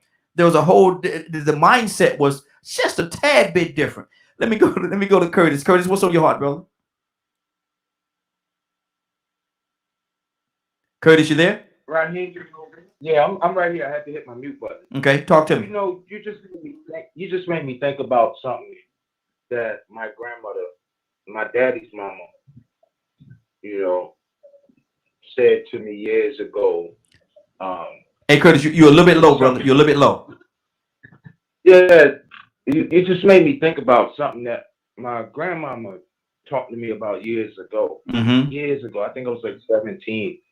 And something similar to the situation went down. And my grandmother told me, she said, basically, and I can't say it verbatim because it had some very interesting language words that went with it. Has some interesting language. Yes. But she said to me, if they, in a roundabout way, if you start dating somebody, you should not want any connection to anything that belongs to who they was dating with prior to, Mm-hmm. right? Okay. Okay. And hearing what I just heard, it just gave validity to what Mama was saying. Mm-hmm. Because, and sis, please don't think I'm saying that you're wrong for feeling the way you feel, because that's how you feel. So you have every right, and you are not wrong for feeling that way. But here's where my lines get crossed. If you're willing to reap the benefits of that which was not yours, or that which you felt was not yours, aren't you still violating your own system? You see what I'm saying? Like, if you're willing to say, okay, look, we gonna sell that, we need to sell that house and collect the money. You're selling a house that the girlfriend, the former girlfriend, lived in. Mm-hmm. So she will still be connected to the money that you get if you're willing to do a Airbnb, which is smart. That's brilliant. That's a brilliant idea, little baby. I don't want to stay there. You know what I'm saying? Y'all got a whole lot of memories in there. I really don't want to be a part of those memories. Why don't you Airbnb that?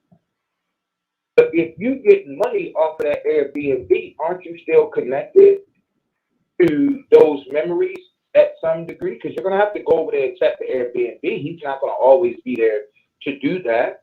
You might have to go over there. You might have to go over there and pick up some money. Any number of things. But what I'm saying is, basically what I got from my grandmother, now that I hear you guys talk, is, look, you got to choose one side or the other. If you don't want no connection to it, don't take no connections from it. Mm-hmm. Mm-hmm. You get what I'm saying? Yeah, yeah. And if you don't have a problem with that, then guess what? Either way it goes, you take your money and keep it pushing. Mm-hmm. Wow, that's good. That's good. Let me go to Toya with a T. Toya with a T, talk to me. What's on your heart right now? Because it kind of shifted a little bit when we threw the conversation about the house in there in regards to when we was talking about the car. Yeah, absolutely. You just gonna stay with me about your house. You know, we're not gonna do that. I mean, because I agree, and this is my thing. We got the wife or girlfriend. Mm-hmm. Because it was your girlfriend. This is you. So you ain't gonna make it your wife. Mm-hmm. You can make the last one your wife and go to a Benz or a Rose. So that's a pattern of who you are. See, I'm really picky, and again, money don't move me. Mm-hmm. Mm-hmm. You think you don't think you can take a beat on me, and I'm gonna be back in jail again. Because you thought that because you had a couple points, and because the other ladies go for it, you're gonna come try that, and you're gonna get your head kicked and slapped off your shoulders because you think money is the motivator, but it's not. So now here you got the house. So again, when we have these questions on dating, that's how I'm gonna view you. So you cool. Listen, I'm selfish, and when I die, I don't want you to go with nobody else. Mm-hmm. That's how I feel. Now you do what you do. What is telling you how I feel? When I divorced and I got lived in this house with this man, I don't want to sleep with you in the same bed I used to sleep with him in. Mm-hmm. Mm-hmm. That bothers me. Yeah. Yeah. So therefore, I'm gonna make some adjustment. And if I'm talking to we're not on the same page. That's how we're not gonna be together. You ain't got to worry about me driving that Benz. You call me crazy all you want. You know I'm trying to talk to her, and I'm trying to get in the Benz. She said she had wanted because somebody else. Yeah, that's true. Because this is me. That's gonna move me. And it's gonna bother me if we not equally yoked again. If it doesn't bother you that you just laid up with this whole woman, had all kind of crazy carrying on going on with her, not the wife, bought her this, bought her that, and then you go turn around and I'm in it. No, I'm gonna become everything. Got to go. Everything got to change. Got to give you months or whatever. Now, let's just say we both broke, and we can't move. Right? You got your house, I got mine. Then for me, it's still gonna pose a problem. Because again, at the end of the day, I'm 44, not married for a reason. Period. The more I get on this show, the more I understand why. Because some of this marriage I'm not going with. And I'm not going to ever go with. Yeah. I'm not going to ever be comfortable with. You understand? I'm going to keep it. You know how many men here at 40 who want kids? but they still want to date. Well, let me tell you something. We're not dating because I know you don't want kids. So you're not going to waste my time. You done already told me that, but you still trying to give me because you like me, but you don't want what I want, so we're not going to be together. So I'm not going to drink myself. Lord, listen, I'm sorry I missed a couple of boats, but I'm not going to settle for nothing and give me comfort if I blow in this girl on the moon. Because some of these things that we out here doing, I'm not with it. And I just got to be the old lady that ain't in no shoes without no sex, nothing. Because I'm not going to be going with anything that everybody else is. Yeah. So again, you know, we're going to get in a relationship. I'm going to listen to see how you feel. And if your ex-wife used to live there and you ain't moved, that let me know you ain't had no feelings about her, man. I got to move, man. I don't want to be in here with you and I done did all these things with him. Exactly. Let me, and there's so many different layers tied into this thing. Let me go to Monique. Monique, and Rico coming to you next, brother. Be on standby. Monique, what's on your heart? Good morning. Good morning. How you doing this morning? Doing just fine. For me, I wouldn't accept the card. Most likely it's probably leaking it. So, I would probably tell him to take that car back and the money that he was paying, monthly and, use it toward, something else. If we are engaged, I would say, let's work on this, generational wealth, thing, find something to where, he can, possibly, invest that money in. But I wouldn't, not that type of car. I wouldn't accept that. That's too much. So that's pretty much my stance on it. A good deal. Rico, talk to me, brother. What's on your heart? Let Goddess go, and then I'll go after Goddess. Okay. Personally, I have an ex-boyfriend that had a Rose. My brother had a Rose. Got one now. Their cars, they get back and forth. When it comes to houses, I'm not moving in. Now, we could be boyfriend and girlfriend. You could keep your house, but I'm not moving in another woman's house. I just think it's total disrespectful. I think that if you're going to marry me, I think that I'm a spiritual person. Walking in bad spirits already, you walking into a home that already had bad spirits, or you don't know what type of spirit is walking around or roaming up in there. That's my personal take of it. Where you just feel you walk in, you have a bad vibe. I mean, I don't know. People might not be about that, but I've been in some area. I've been somewhere and it just feels so demonic just being inside this particular place. So it just really depends on, and for me to continue to lay my head there, and I'm like, personally, if you plan on marrying me, we're going to get a new start and it's going to be ours. It's not going to be where I'm going to come in and move in with you and live with you in sin anyway. I'm too old for all that. And I'm too old for, personally, in this stage of life, I ain't going to say old, but in this stage of life, and even when I was younger, I had, before me and my husband got married, this was my house. We need to go buy something that's ours. And that's just where it stands at. That's your house. We need, and I don't care who it is, that's your house. We need to go buy something that's ours. Now, if you want to rent it out, if you want to sell it, however way, I understand that. That's going to be your personal persona, or how you want to handle your business.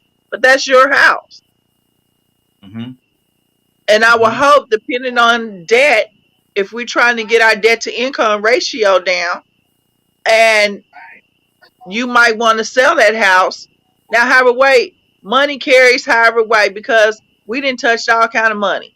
Money comes from all different kind of ways. It comes from dead people, come from all kind of, so that part right there, I'm not concerned about. Wow. Wow. Rico? Well, we looking at it from our point of view, but we got to look at it from the perspective of the person that has the house in the Rolls Royce. First off, if they have the house in the Rolls Royce, I might need to have that same type of house in Rolls Royce to come in making those type of demands. I can't come from a 2-bedroom, 1-bath apartment telling myself, somebody else was sleeping in this bed. And think about this. He was wearing or she was wearing certain clothes when they was with that other person. They supposed to get rid of every outfit they had when they was with that person. The jewelry, the hair brushes, everything. Think about it. So now here it is. You coming into this situation. Once you get married to this person, what's yours is his, and what's his is yours, unless you sign a prenup. Yeah. Second of all, if they got a divorce, that's his stuff. That ain't hers anymore. So I'm along the line with Friday. Go and redecorate, make it yours. But see, I think it's a lot of cap going on, man. See, first off, we talking like this man could just go buy and go and this woman can go and buy new lingerie. I don't want you wearing that lingerie. You owe that for him. No, we talking about a Rolls Royce, and we talking about a home. Exactly. You know, this might be her dream home. And so this is what a lot of men would say in that situation, and a lot of women would say that it did have the possessions. They say, well, you know what? Yeah. Let me throw this in because I love where you're going with this thing. Now, what if? And I'm just throwing another wrinkle into this thing. What if the two ladies, you the guy with the house with the Rolls Royce with the mansion and all that stuff? What if it was two ladies and they were friends, and the one that you was with, the one that you was married to in the beginning or whatever, the one that you were divorcing or separating with was friends with the other one, and the other one always wanted to have a house like this. Always talk about how much she loved this house and blah blah blah. Then y'all split up, and now she come in. Well, I said that earlier. People do that all the time. Hold on, somebody. Hold on, who that is? Hold on for a second. Go ahead, Rico. People do that all the time. I mean, think about it, man. There's a lot of cheating and illegitimate babies out here with people running behind somebody else having raw sex with them. So you sleeping in their bed then and driving their car in when you letting them lay up on you like that, or when you letting them get in you. So I mean, it all sounds good. But like I said, you come from a 2-bedroom apartment and you're and you saw this woman living in the lap of luxury. You know what I'm saying? He almost rescued this woman. He saved the hope. Or maybe she saved him. Maybe he was a bum and she saved him. And he come in, well, you know what? I ain't driving this car. I see that lad nigga driving that car. I want me something different. So I say, well, go get you one. Yeah. That's my car. I was letting him drive it. Oh, for real? He get out in front of his boy. You know what, man? That wasn't his car. That nigga was flogging the whole time. That was her wheel, man. He was just whipping it. He was just hitting the curb with it. It's mine now. Yeah. I'm gonna drive it. So I mean, we saying these things, but we gotta understand these people ain't fixing to go and get rid of cars and homes like underwear and socks. Now some people may be able to. They may be Bill Gates rich or Jay-Z rich, and they can say, or like Kanye rich. I'm gonna just buy the house right next door to you so I can stalk you easy. They might just say that. Well, you know what, man? You say you don't want to sleep in the bed because she slept in it. Well, how about I just buy a whole new house? Imagine that. Yeah. What's the odds of that happening? So truly, Rico, but we're talking about marriage wise. We're not talking about boyfriend and girlfriend. We're talking about when you marriage wise too. I mentioned a prenup. Once you get married, if you have a prenup, that is his stuff, not yours. But if you don't sign a prenup, what's yours is his, and what's his is yours. So all that's his house and that's her house. No, that ain't no house no more. Her house no more. She lost that. When she got a divorce and he winded up in it, she ain't got no more ties to it. Only memory. All that energy and memory stuff, cool. But everybody can't go and buy $1 million dream homes because the new person don't feel comfortable with the last person sleeping in the bowling alley room or sleeping in the movie theater. Wow. You're gonna want to sleep in that movie theater too. You ain't gonna care. You're gonna walk down. Oh, she had all this. I'm gonna tell you, I'm gonna care because I done it and told them and all that before. So I'm gonna tell you, I'm letting you know. I'm not just talking about it. So you Okay. may, but in Hold on. general, I'm gonna try, true, and test it. Hey, So guys, hold on for a second. Let me pull some more people into the conversation because this is good. This is real good, man, and we're really getting a perspective as to how people think in situations like this. Badger, you wanted to say something, brother? What's on your heart? Yeah, man. I was listening to Rico, and Rico read my mind again, I guess. Because I was thinking about that too. Because, like, did the person have the house before they got together and got married? Mm-hmm. Like, I'd ask questions because to them, that might be their dream home that they saved up for to purchase or buy.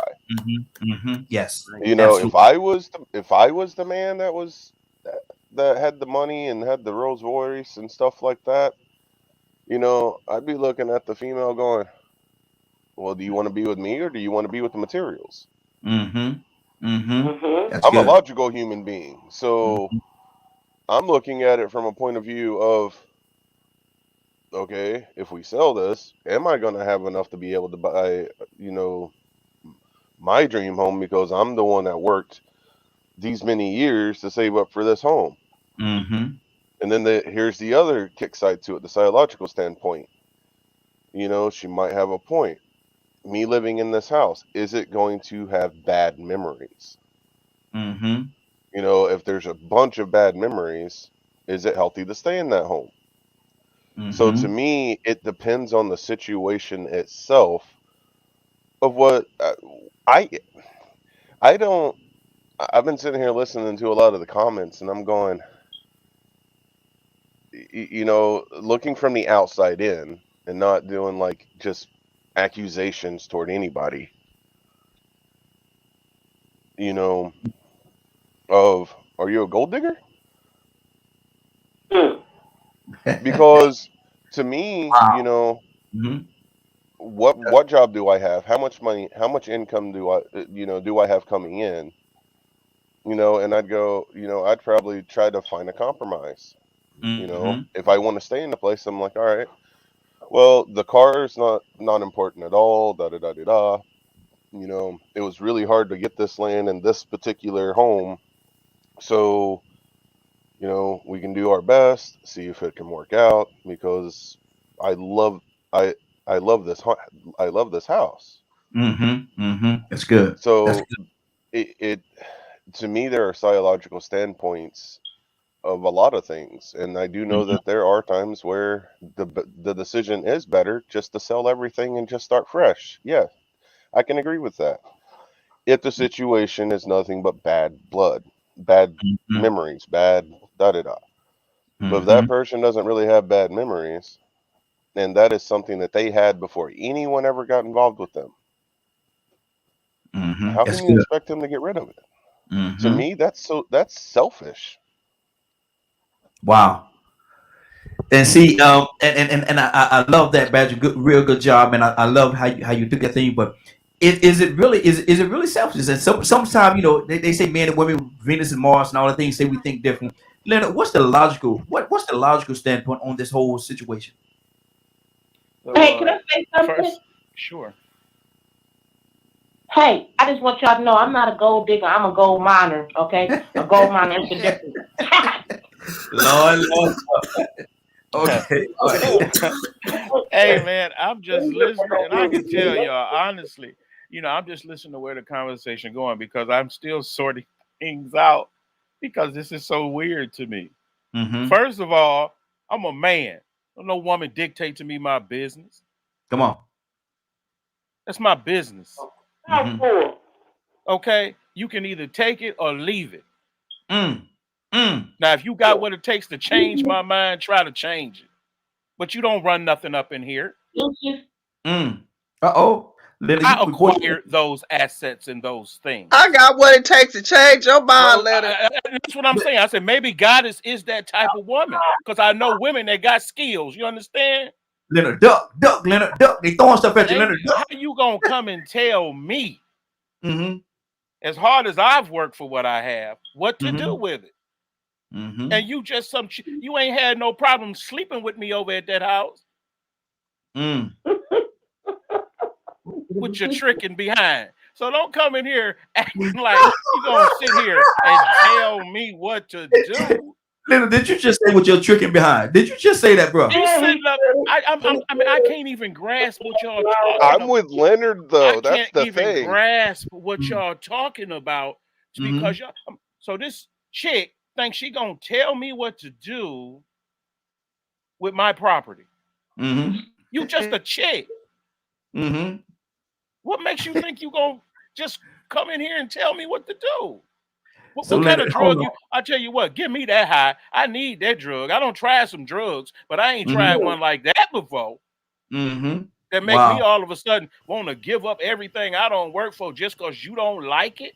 Guess what? That Negro had you before, and I took you, didn't I? Ain't enough sunshine in the world. No, you better come on with that. You better be bringing a brand new package.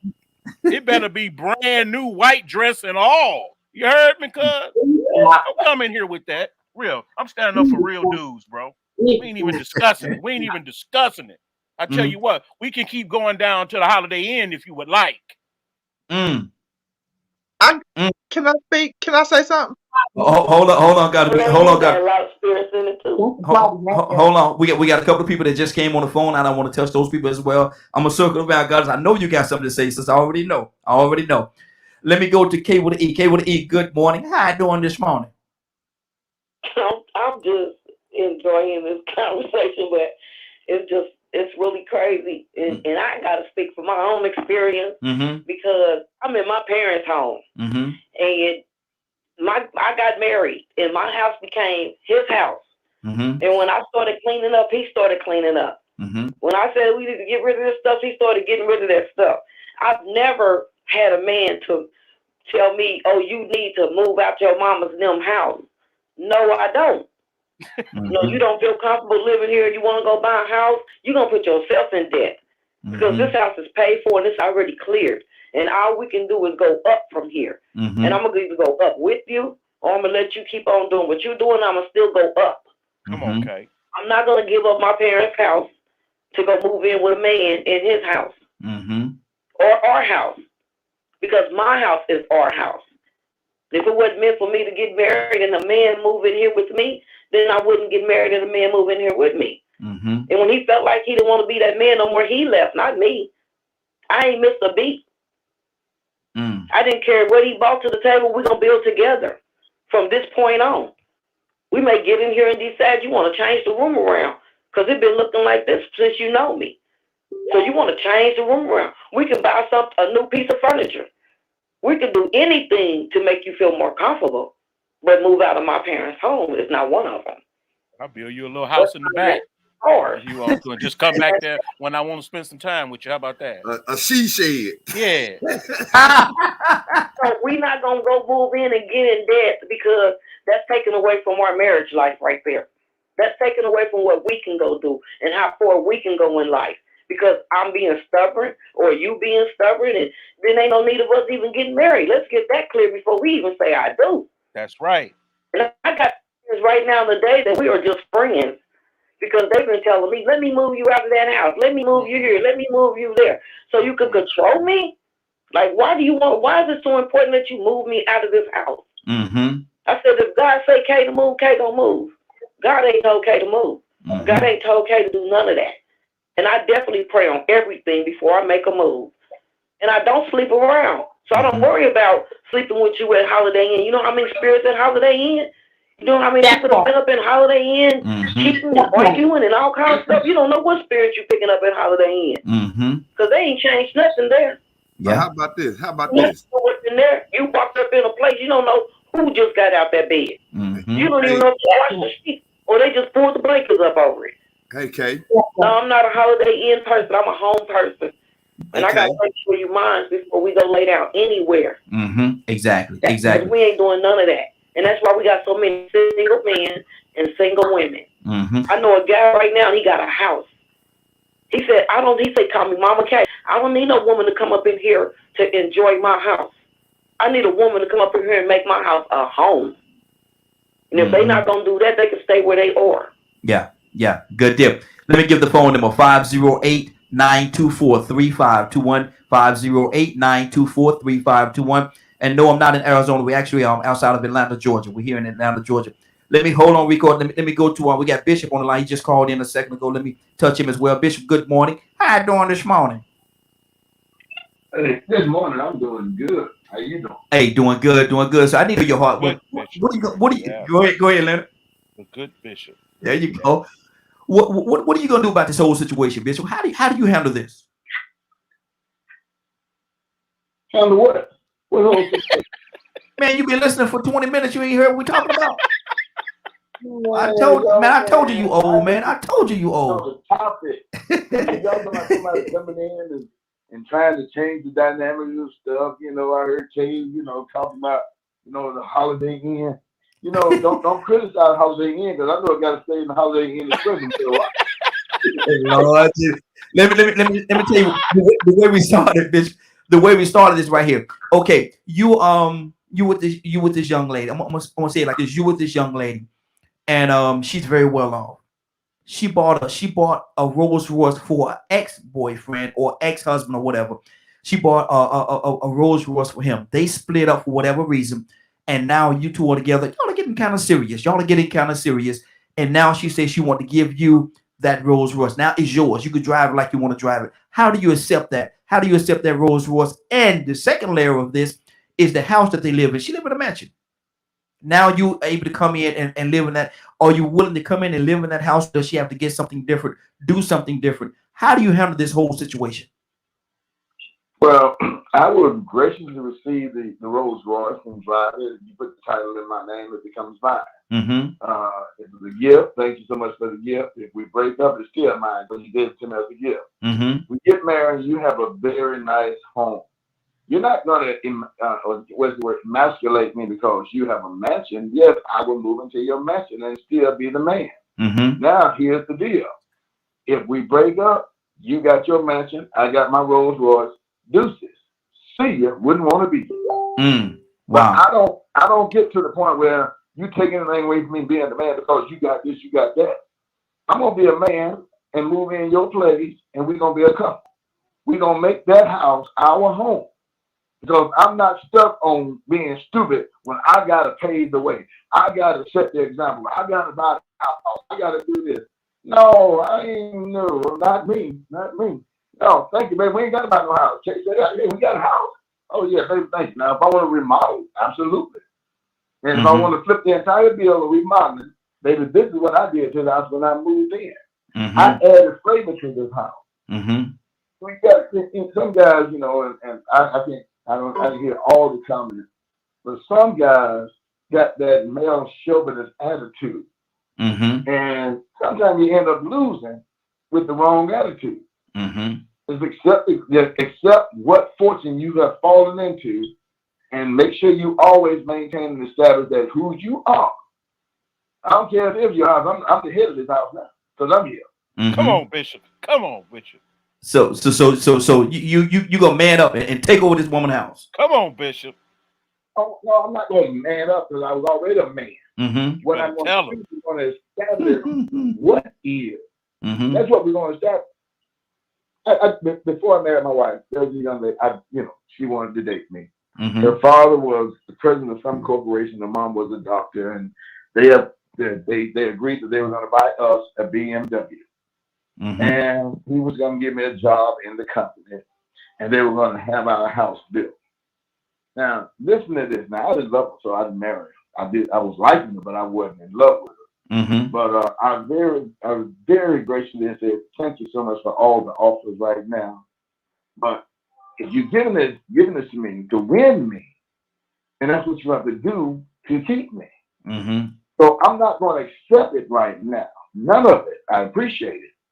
But this is what I need to do. And the scenario you gave was, I'm digging this lady. We started the date. Now we're getting serious. Now we want to get married. Mm-hmm. I would take all of that when we say I do. Those are some of the personal benefits that came with me marrying you. But me taking it before we get married or establish a relationship is not you're trying to buy me. Mm-hmm. And nobody buys me. Yeah, You better exactly. tell him, Bishop. I'm with Bishop when he right. You heard me what I said? Real talk. And so basically, he ain't always right. And a lot of y'all will be married if y'all came with that type of dowry in the first place. Come on now. You better say it. You better say it. Let me go. Ain't got nothing but draws telling me about what I'm supposed to be doing. Wow. Wow. We got another caller. Caller, what's your name? Where you calling from? Christian, I am calling from Duluth, Georgia. Christian, how you doing this morning? Have you been listening? Do I need to catch up to speed to what we're talking about? How you been listening? And thank you for calling. I was having a hard time logging in. Okay. Well, listen, you are with this young man. He was with a young lady. They may have been married, engaged, or whatever. And during the course of the time that they were together, he bought her a Rolls Royce. They split up, and he took the Rolls Royce back. He took it back. Now you two are together, and y'all are getting very serious. Y'all are getting very serious. And now he say, "Look, I got a gift for you. Go in the garage. He give you the keys to the Rolls Royce that he bought for her. Do you accept that gift?" It's a Rolls Royce. Exactly. Yeah. I mean,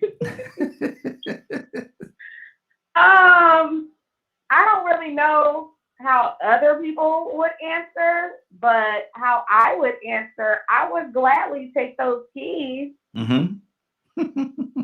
I mean, my thing is, he gave a gift to someone else. I would want something new, specific for me. Yes. That's just my opinion on that. But it's a Rolls Royce, though. Come on. Ain't no Pinto. That's my thing.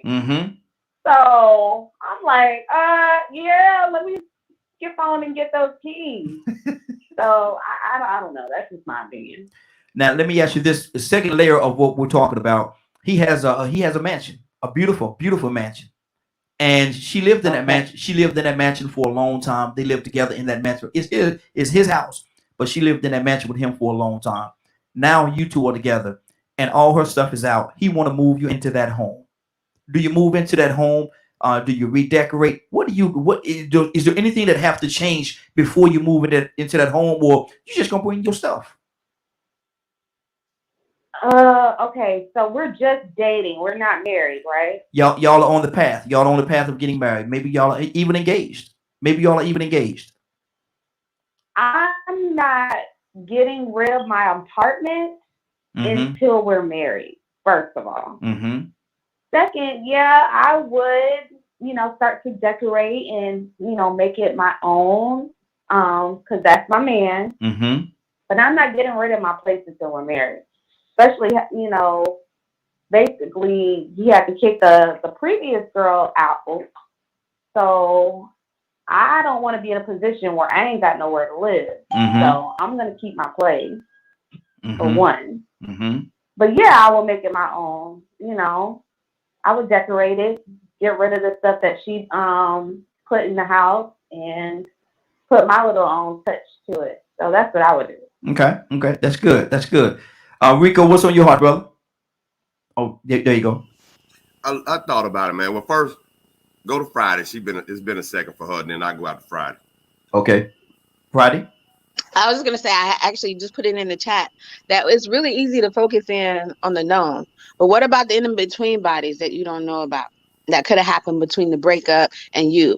So we all putting on this energy on the person we knew about before.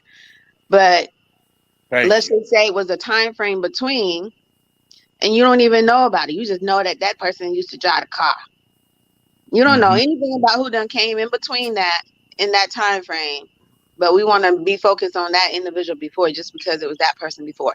But that leads into my next statement that I wanted to say, is that, ultimately you would think, right, that and hope that at the point, if they're not just right back in a rebound situation, like I alluded to earlier, that they would have already cleaned house, right? They would have already have dismissed or gotten rid of whatever within that home that reminded them of that person. When they're ready to start a new clean slate, that whatever they needed to have done to get past that, would have been accomplished. So then now when you're entering in or they're pursuing you in a way of true interest, that's not even things that I need to be concerned about.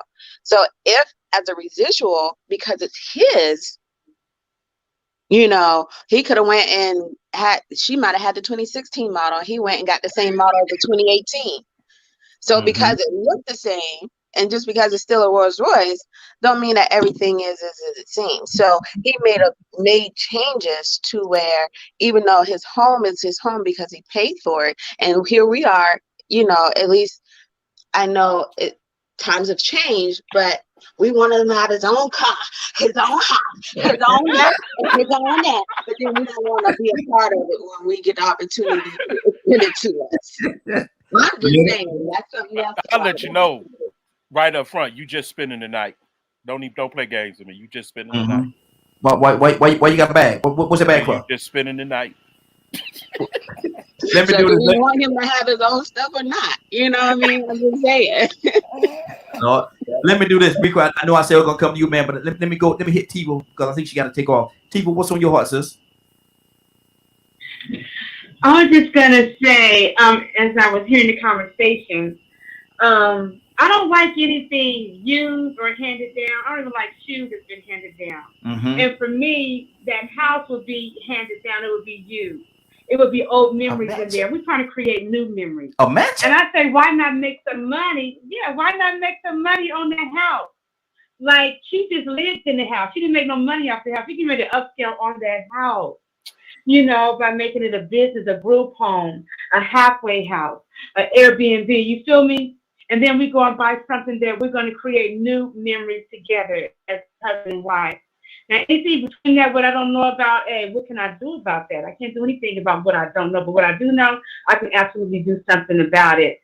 Even when my husband was alive, when he would bring old things in there, I didn't want it. I didn't want nothing that he brought off the street that was used. I would rather wait to get it. You know what I'm saying? Because I like nice things in my home. So for me to sit there and try to redecorate what another woman did, I'm still in that house. You know, I don't care if you brought another woman up in there. It doesn't matter to me. It really don't. That's what we're doing from right now, this point on. And can we do something new? Can we do something different? You know what I'm saying? It's almost, you know, I don't know. For me, I can't do it and I won't do it. It would be almost for me, not on anyone else, that I will be settling, and I just can't do it. I just don't have it in me. Because I need to see that you love me, you know, just as much as you did her, that you bought her something new. You bought her, you know what I'm saying? That's how I feel. So that's my take on it. No offense to anyone. It's my personal opinion. Exactly. We got another, hold on, Rico. We got another caller from the 336 area code. What's your name? Where you calling from? This is Greensboro, North Carolina calling. This is Regina. Regina, good morning. How you doing this morning? Good morning. I need to ask you a question, sis. I need to ask you a question, and I need to hear your whole heart on this. What are you gonna do about that situation? Now you with this guy, and his ex, they were together, engaged, married, or whatever. He bought her a Rolls Royce, and they split up. And later on, you two get together, become very serious, maybe even on the path of getting married.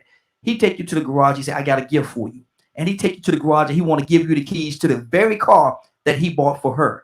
Do you accept that vehicle? Absolutely not. A Rolls Royce, Regina, a Rolls Royce. I don't care. You gifted, that's regifting. If you gave that gift to, is there something else I can help? Sorry, if you gave that gift to another individual, that meant that was for that person. And that's almost like, you know, if you still have ties, you're still connected to that person because you still have it. Wow. So no, it doesn't matter what gift it is, what the value of it is. No, I wouldn't accept it. I understand right now, Raheem. I just give it to my side chick. I didn't hear that question. You know, I just was hearing them talk about moving in and stuff. No. I just give it to my side chick. Okay. I didn't know that was. Okay, everybody, hold on. Let me give her the second. Let me give her the second part of the equation. Regina, now he has a mansion, beautiful mansion, beautiful home. Okay, the ex lived there with him for X amount of time. She lived there with him for X amount of time. They split up. Now you two are together. He wants you to move into that home with her, that mansion. How do you handle that situation? Well, it depends. Did they purchase this mansion together, or was it his before she got there? Let's just say it was his, but she did live there. She moved in with him in that mansion. They lived together. They cohabitated in that home. And now he wants to bring you into that very home. Do you move in? I would give it a good thought before I moved in, but me being the mature person that I am today, now maybe a couple of years ago, I'd be like, yeah, let me just go on in there. Yeah. But now, no, because if we're in a relationship together, relationship is built, you build things together. And even though he may be established there, he still has memories there. There are still ties there with the other person. So, no, I wouldn't do that either. We'll need to build, if you're serious about the relationship and you wanting to grow with me, then we need to grow together and do things together. Okay, that's good. Because relationships are not 50-50; they're 100-100. And so you would have to sit there and evaluate whether you move into that mansion or not. Exactly. Okay. Rico? I sort of get this different scenarios that you would have to look at now, because this may be a home that they purchased together and they designed and picked out, and this part right here, this is, she picked out this chandelier and she designed this stairwell. That might be a different situation then, but if this is a home that I had before I met her, then it's a no-go. I mean, imagine Rick Ross selling that big home that he has because he broke up with somebody that don't live there no more. All of those rooms, you imagine that. What kind of sense would that make? And he had it before this woman, but now, and even I'm gonna be honest with you, it would be hard for me to give it up, even if we designed it together. The next woman would probably just have to accept it. Man, look at this masterpiece. I let her design some stuff. I let her pick out some stuff. We could move that around, but this the Holyfield home has been my dream home. It ain't going nowhere. But I had to go back and think about the original question. See, this is the reason why sometimes you shouldn't move so fast and you have to take your time and think. If this woman gifted me a Rolls Royce, a true gift would have been in my name. If it's truly mine, she done paid for it and gifted me this, it's in my name. She ain't taking it back. If she took it back, I was a fool if I thought it was mine. So I'm gonna look at that next person. If I'm the next person coming in, I gotta look at it like that and be like, well, you know what? It really wasn't his. It was in her name. She was just letting him drive, and she said, "Look, you could drive this while we together." Rico, but if it was in his night, go ahead. My thing is this right, and you being who you are, man. In the music industry, a lot of times they give people cars and all kind of fancy cars. It's not in their name though. They drive it, well, see, but it's not there. That's what I'm saying. Like Quavo bought Sweetie or whatever, however you want to pronounce that. He bought her a Bentley, and that head got big, and she went popping in place, and he had it repoed. Guess what? If it was repoed, he probably hadn't even paid for it. He was making car notes. It's easy to stop making a car note if somebody don't want to act right. See, this is the thing. If they bought a gift for you, she done bought this Rolls Royce cash, but she didn't put it in that man's name. I'm gonna keep that in my mind for future references. Wait a minute, man. She'll say she done bought you something, but it really ain't yours. Exactly. So I might drive it around. Don't get me wrong, I might drive it around. But let's look at it this way. What if this woman that has these things invites me into her home that she received in a divorce? What if it's Jeff Bezos' wife, ex-wife? Kim Kardashian. Yeah. She didn't sell the home. Kanye bought the one next to the home that they shared together, that they bought together. She ain't leaving. And Pete ain't got a problem with it. I'm pretty sure when she said, Pete, come over here and get this thing, Pete gonna kick that door in. So I mean, you know, we really got to just look at it. It's gonna be different scenarios. You know, different things gonna pay in. It gotta be in place before you make a decision to say whether you're gonna accept going into a situation like that. But you know, if she received that home in a divorce, you know, what's the odds of me coming in saying, you got to get rid of that home? Yeah, she might not be able to afford that home.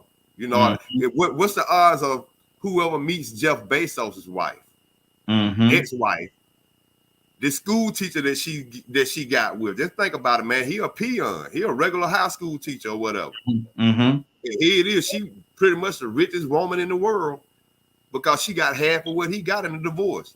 Yep. You think this man is not going to enjoy those things that she owns now? Every layer of it. Bishop, what's on your heart? Man, I'm sitting here listening, and you know, when conversations being had, the brain gets to turning real quick. And I'm hearing, you know, that he got memories with her, or she got memories with him, you know, because of this house and car. Now, the memories of the house and car, they vanish because you move away from them. But what about the memories in your mind? You gonna blow your brains out too? Because that's where the memories really affect us the most in the head. Man, I dated this girl. I married this one right here, but man, me and this girl did this. And you get back and you sit back and you start reminiscing. And you begin to think about all the things that you did with your exes down the road. So, you know, I'm going to take whatever that woman has that she's willing to give to me, be mature in mind, and keep it moving. And if I had a picture of my ex hanging on the wall and my new come in and we got together and got married, and if she got, you got to take them pictures down. I don't ever want to see her. That's your ex. You got a mother, you know, remember. Well, everything in life, I sort of like to remember the good. And then I also like to remember and be able to reflect on the bad. That's how I became good, overcoming that particular obstacle. But, you know, you got friends, you riding down the street, you see your ex, they're like, man, you know, there goes Johnny. Who is Johnny? Oh, he ain't nobody. He ain't nobody. Well, you sure called him out and identified him. Who is it? Well, he's my ex. I mean, let's go talk to him then. You know, say, let him see what you got now. See, you had him, but now you got me. So you can't get away from memories. And the materialistic stuff, that's all they are, materialistic stuff. They're gifts. If I bought you a $15,000 diamond ring and you and I break up, you're going to give it back? Wow. Enrico, he ran right into it, didn't he? he ran right into it. But Bishop, I said engagement ring. A hand-me-down engagement ring. Imagine that. You gave it as a gift to me. You go buy your new girl a rose. Your new guy, you want to give him one. Stuff like that. It ain't really nothing to me. Every girl I gave a ring to, when I gave them to, I ain't never go back and take neither one of them. It's yours. I gave it to you. Now hold on, Bishop. Circumstance may have changed. Bishop, don't answer this question. Don't answer this question. It's rhetorical. But how many people did you give rings to, man? You talking like you don't give a lot of rings out, brother. You're like you got K right jewelry. You know what I mean? It you sound like K jewelry, brother. I'm just you doing like Oprah. You're giving everybody a ring. I can answer that one very gracious. No. We don't want you to answer that. No. You just keep. Raheem, but what about just to add a little sauce to it, Raheem? Just to add a little sauce to the conversation. You coming into this, me going into it in the scenario, or somebody else coming into the scenario of their positioning that you put out there, what they giving up? What was in their previous relationship that they still bringing into that new situation? They giving that up? You're giving them kids up. Wow. No. Wow. Boy, y'all look, y'all are something else. Curtis, what's on your heart, brother? Too much now. Curtis, what's on your heart, brother? Talk to me. Kurt, you there? We're about to keep it going, brother. Are you there?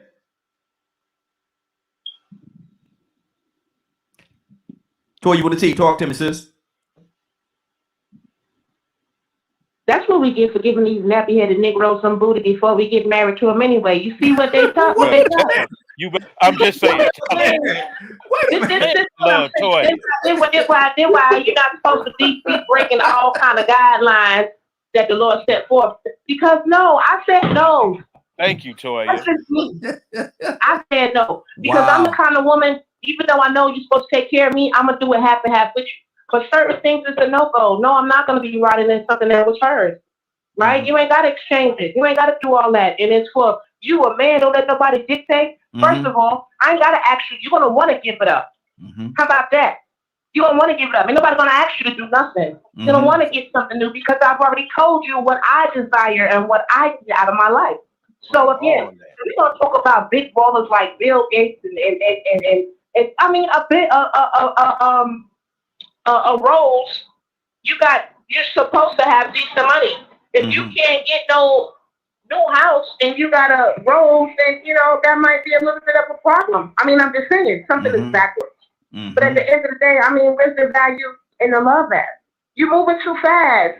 If you're giving somebody a Rolls and then you're on to the next person, contemplating giving them the same book to get somebody else, like, come on with the joke, no, I'm not gonna take it. But you know what? I know a lot of friends that told me to stay with an abusive boyfriend because of what he was. I know a lot of girls that would love to get punched in the face by a football player to live in that house or to drive that Benz.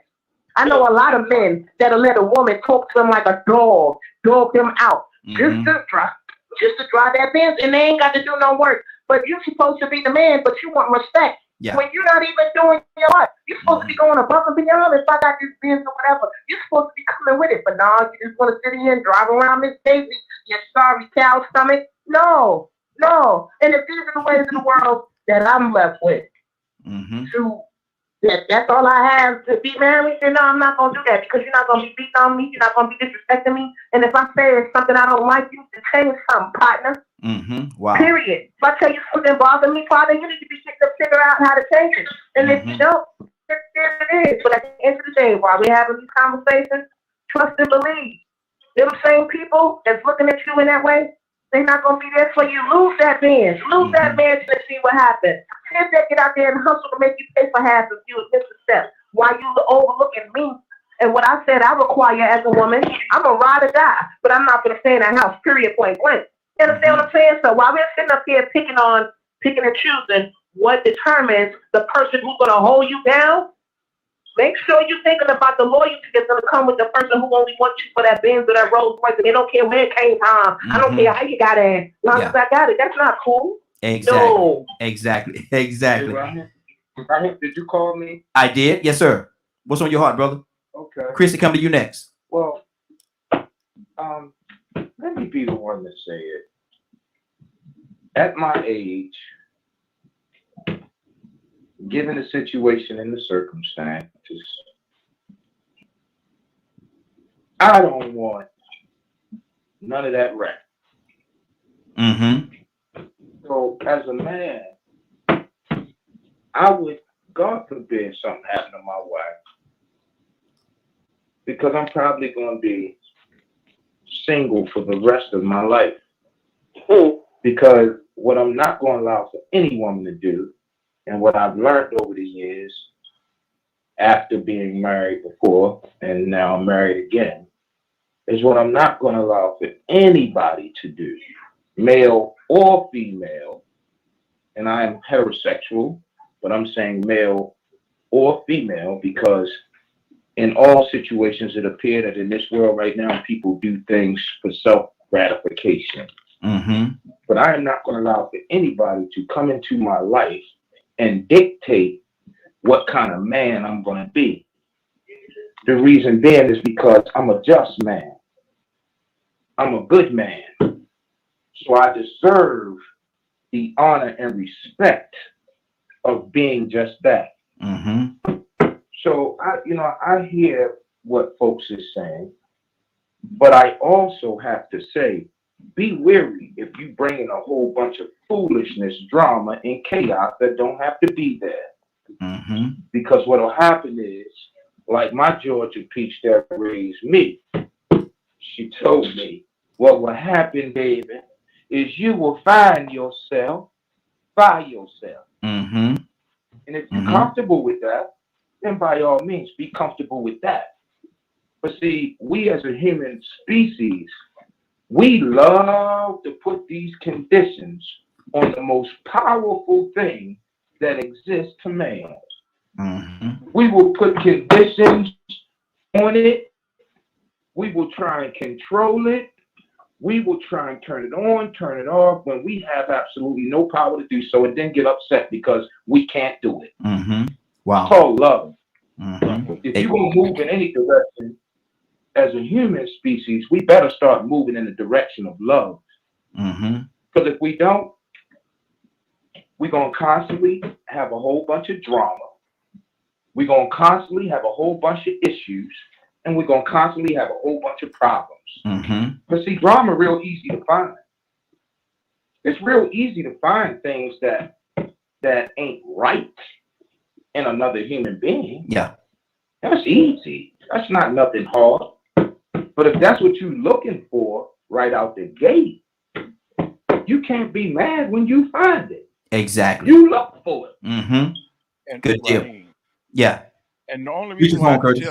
I tell people I talk the way I talk because it's evident of my life.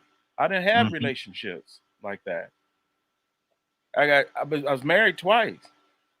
I don't care nothing about no girlfriend. So I'm not no person that just get in and out of relationships and all that and be lying to these people and pretending or whatever. My word is bond. I'm not just creating problems for myself and creating drama for myself by in and out, closing and opening all kinds of doors. Neither. Yeah. I've been married the majority of my adult life. There's a discipline involved. So when I say I'm just listening, I'm listening to what others go through from living this type of life. And I'm so glad that I had to choose different because I'm just not mentally capable of putting up with a whole bunch of BS. So I never wanted to entertain things that did not look worthy enough. I didn't want mess. I didn't want to be arguing. I couldn't have a girlfriend because I can't imagine a girl telling me what to do like that or making demands on me. And it amazes me how some of you, even with other topics that we talk about, how you allow others to place so many demands on you that alter your life and cause you to make catastrophic mistakes, especially when it's evident what they doing. Like I'm saying, if a woman gonna come and give me all this stuff or blah, blah, blah, blah, blah, I'm the type of, my name will be on it when we finish. If you playing that game. But to sit here and say, like, I hear a woman did this, a woman caused me to do this. No, you let that woman do that to you. Open the door. Absolutely. Ain't nobody tricked you or nothing like that. You willfully participated in a bunch of mess. Somebody giving you a car. It's just a car. And then a man that can just give you a Rolls Royce. We ain't talking about something you just go get off the lot and somebody else been chilling in it. Oh, well, I guess some people buy used Rolls Royces, I guess, But I'm just saying, you're a man of stature if you're giving away Rolls Royces. Yeah. You live. You're doing something that is justifying your income and revenue, and you let some little woman come and change that easily. Wow, that's good. 508-924-3521. 508-924-3521. Got a few more minutes before we get out of here. I'm gonna go to Christy right now, and after that, Regina, I'm coming to you. Christy, what's on your heart?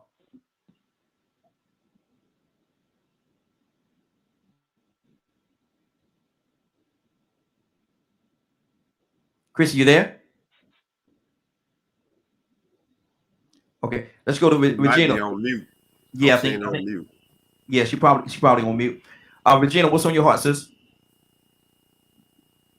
I think everybody has pretty much said it all. I mean, it's just so much. This conversation is probably go a whole nother hour or so. Absolutely. Like I said, the other young lady that was speaking, I agree with her 100%.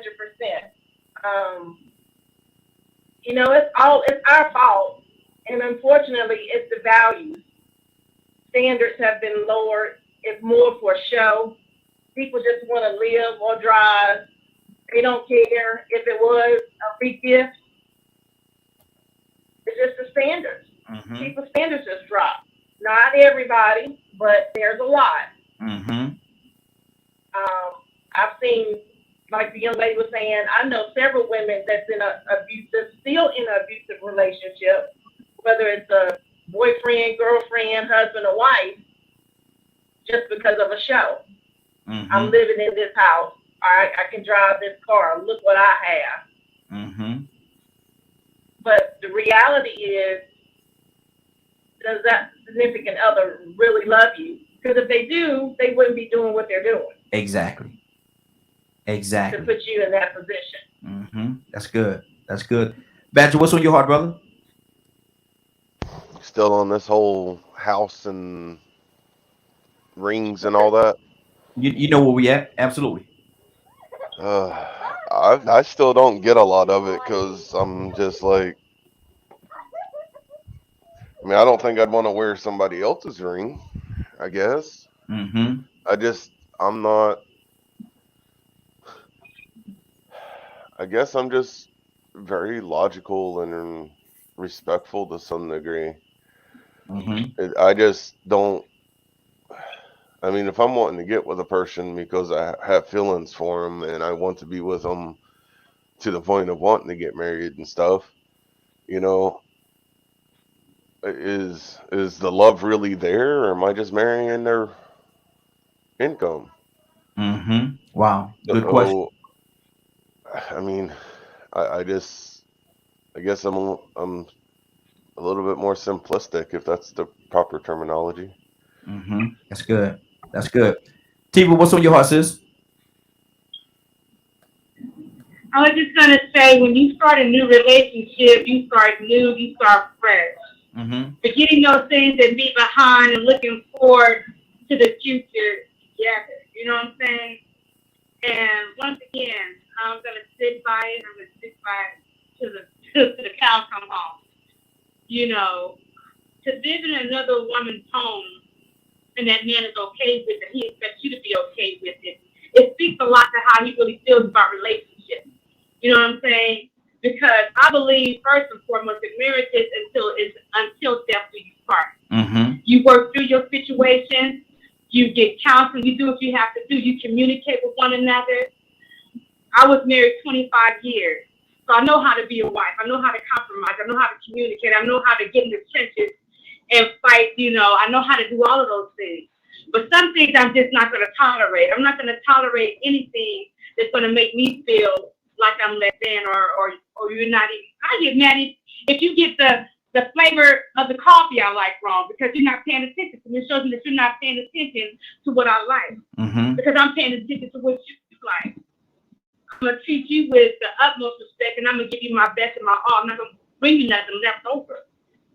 So Tiva, hold on, Tiva. So you're going to get mad because the man put the wrong kind of flavor in your coffee?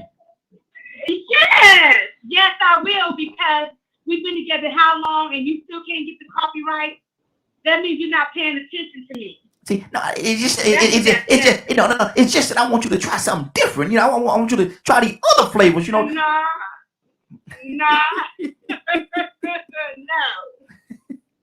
Get it right. Because I'm gonna get what you like right. Because I'm paying attention to you. I know what you like. I know how you like it. Because I'm just that type of woman. I want to please the man I'm with, and I expect the same damn thing. Hey. Okay. TV. Just like that. Okay. Start cussing, y'all. Yeah, you don't call late on that. Hold on now. We don't use that language over here. Goddess, what's on your heart, sis? Well, she said it right, because I was married 15 years before my husband died, and I've been married twice in my lifetime. But she just said it right. When that man is into you, and my daddy always tell you, you know exactly what that person like. He know exactly what my mama gonna go for, what my mama ain't gonna go for. Just like my husband knew exactly what I wanted. And a man that loves you knows exactly what you want. And you don't even have to ask. That's what my daddy always told me. A man that knows you knows exactly what you want, and you don't have to ask. So I don't have to ask him to go sell that house that his other woman had lived in and everybody else had been in there. I shouldn't have to go ask him that. He should already get a chance to know me. And he knows that he gonna be coming over my house, staying with me, because I'm not gonna be over there all the time because it causes confusion. And ain't too many women that goes to another man's house that has several different women, that them women still ain't coming causing confusion. Now, Leonard, what do you say to that, man? She know you. But wait a minute, hold on. This is my point that I wanted to state. But then you got to look at it on a real life situation sense. Right now, we got family members. I got a family member whose father just died. The mother died years ago. My aunt died years ago. And he got remarried since then. But it was her house and when she died, the house went to him, right? That's how it's supposed to go. He got remarried, and the new married woman wouldn't allow the kids that grew up in the house over there because they had a disagreement. So now he's gone, and she got the house. The kids feel kind of another kind of way. See that, because that was the house that they grew up in. Guys, we got to get out of here, sis. We got to get out of here. It's already 10:04. So I'm just saying, you look at it all. I'm just saying, it's a deep process of thought. That's all I'm saying. All right, we got to get out of here. So I'm gonna circle around real quickly and try to touch a few more people. But that right there is a whole different conversation, and we need to have that conversation because that to me is totally wrong. Totally wrong. Leonard, what's on your heart, brother? Unmute yourself, Leonard. There you go. Go ahead. Okay, yeah. I don't care what nobody think or how they feel. The problem with most black people is they ain't taking care of their business. If you want something to be done with something, put it down in writing before you leave here. That won't leave no discussion about what's supposed to happen. But this notion of this, that, and the other, to each his own. However, I would advise people to be able to take care of yourselves and provide for yourselves, especially men. Because men are in charge of proposing marriage. And you better have your business together before you propose a marriage. You need to know the woman that you're proposing marriage to. And make sure she on your team. Because you'll find out one day you make her mad. She don't like her, you make a mistake. She'll take everything you worked for in a blink of an eye, and you'll be on the street living like you ain't done nothing in your life. All over some tail. Don't make that mistake. Have fun. Enjoy life. Don't bring all this drama in your life. You ain't got to marry nobody you don't want to marry. And if people are placing too many demands on you, continue to live and play life. But have it on your terms. That's good. We got to get out. I'm gonna touch a few more people before we get out of here, man. We already over, so y'all give me your quick version of what y'all were going to say. Bishop, what's on your heart?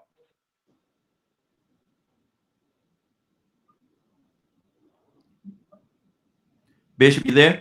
Hey man, I think enough has already been said, and Leonard capped it off, so that's it for me. Leonard's words were mine. I'm through. Okay, good deal, good deal. Let's go to K with an E. I never did get that question. I'm just gonna tell y'all that if you gave somebody a gift and now you re-gifting it to somebody else, well, that's a flag right there for me anyway. We ain't even gonna get to the house situation because you already ain't right in your heart. Because if you gave a gift, you shouldn't have a gift to give unless you done bought another one. Not the same gift. Yeah, that should get owed to the person that's giving out the gift. Got you. Christy, are you there? Chris, are you there? Okay, we may have missed her. She may be still on mute. Rico, talk to me. I agree, man. I mean, that's why I say it gets to a point where we have to be absolute and consistent. That way we don't get caught up in the trap because we're making bad decisions. I'm gonna go back to the original question. And with that original question, it stated that she gifted this man a Rolls Royce. And I made the point a second ago. If she gifted it to him, it would be in his name, and she wouldn't be able to take it back. So that's going to be an eye opener for me, and I'm going to realize then that she'll say she gifted you something, but it really ain't yours, and you can't take her word for what she says. So from that point forward, you know now that she doesn't mean what she say. So I would have to be very weary of that when I am the one that is driving that car, like Leonard said. Make sure I don't depend on that, and make sure I don't invest in that, because she'll take it from me too and have me out here butt naked looking like a fool because I done went and invested my time with this woman that's saying things that she really don't mean. That was not a gift. That was a company car. Exactly. Told you what a T. Toy, you there? Yeah, you know, I'm here. I think we got to judge situations accordingly. Just because we're having this conversation on this panel doesn't mean that we have to follow any of the advice that we heard today. You need to get into that situation. You need to engage it the way you see fit and ask God about it. Period, point blank. But don't let money or materialistic things tempt you. That's good. Friday? When it's all said and done, look yourself in the mirror and be happy with your decisions. Absolutely. If you can't do that, you compromise yourself, and you got to live with yourself much longer than you will anything of things. Absolutely. Been a great broadcast. Regina, if you could hold on for me for a second. Rico, what's going on at 3:00 today, sir? If you missed today's broadcast and like to see it or hear it in its entirety, you can tune in at 3 p.m. Eastern Standard Time on www.dklmediagroup.com. Good deal. Regina, you still with us? Okay. Regina, I don't know where you are right now, but if you're in a situation, can you pray us out today? I'm sorry, I'm in the car. I didn't hear you. Do what? I say, okay. Would it be possible for you to pray us out today? You might not want her doing that while she's driving. Okay, can you pray while you're driving? Are you able to pray while you're driving, or should I go to someone else? Oh, hey, no, go to someone else, please. Okay. I'm driving. Okay, good deal. K with an E. I'm here. Pray us out, sis. Father God, we come to you once again with bowed hearts and humble heads. Humble hearts and bowed heads. Father God, we come to you with thanks. We thank you for another wonderful broadcast. We thank you for the participants. We thank you for the listeners, Father God. And we thanking you in advance for Cassandra's healing, Father God. Because, Father God, we know that you could do anything with fellas, Father God. Father God, we ask you to keep each and every last one of us as we leave this line, that we'll go out and be a blessing, and that we'll do what you'll have us to do, walk the way you have us to walk, and talk the way you have us to talk. We ask you to continue to look in on all the sick and the shut-in, the men and women and children that's homeless all over the world. Looking on our authority figures, and Father God, continue to bless each and every last one of those families on and off of this broadcast. In your sweet Son Jesus' name, amen, amen, and amen. Amen.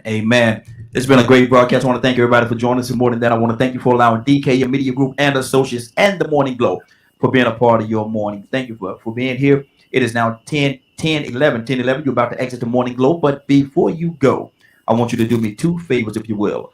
One, I want you to continue to pray for us, because we are certainly praying for each and every one of you. Number two, why this is real simple, I want you to go out there, find somebody and give them a hug, because you never know. It could be the only hug that they get, or it could very well be their last. Love you, and ain't nothing you can do about it. Have a great day and a better tomorrow. That we shine some of this light on you from the Morning Glow. Take it out there into this wicked and cruel world that we live in, and let your light so shine. If you get an opportunity, give somebody some love. You just might find some love in return. Won't that be a beautiful thing? Have a great day. Take care of each other, and please be blessed.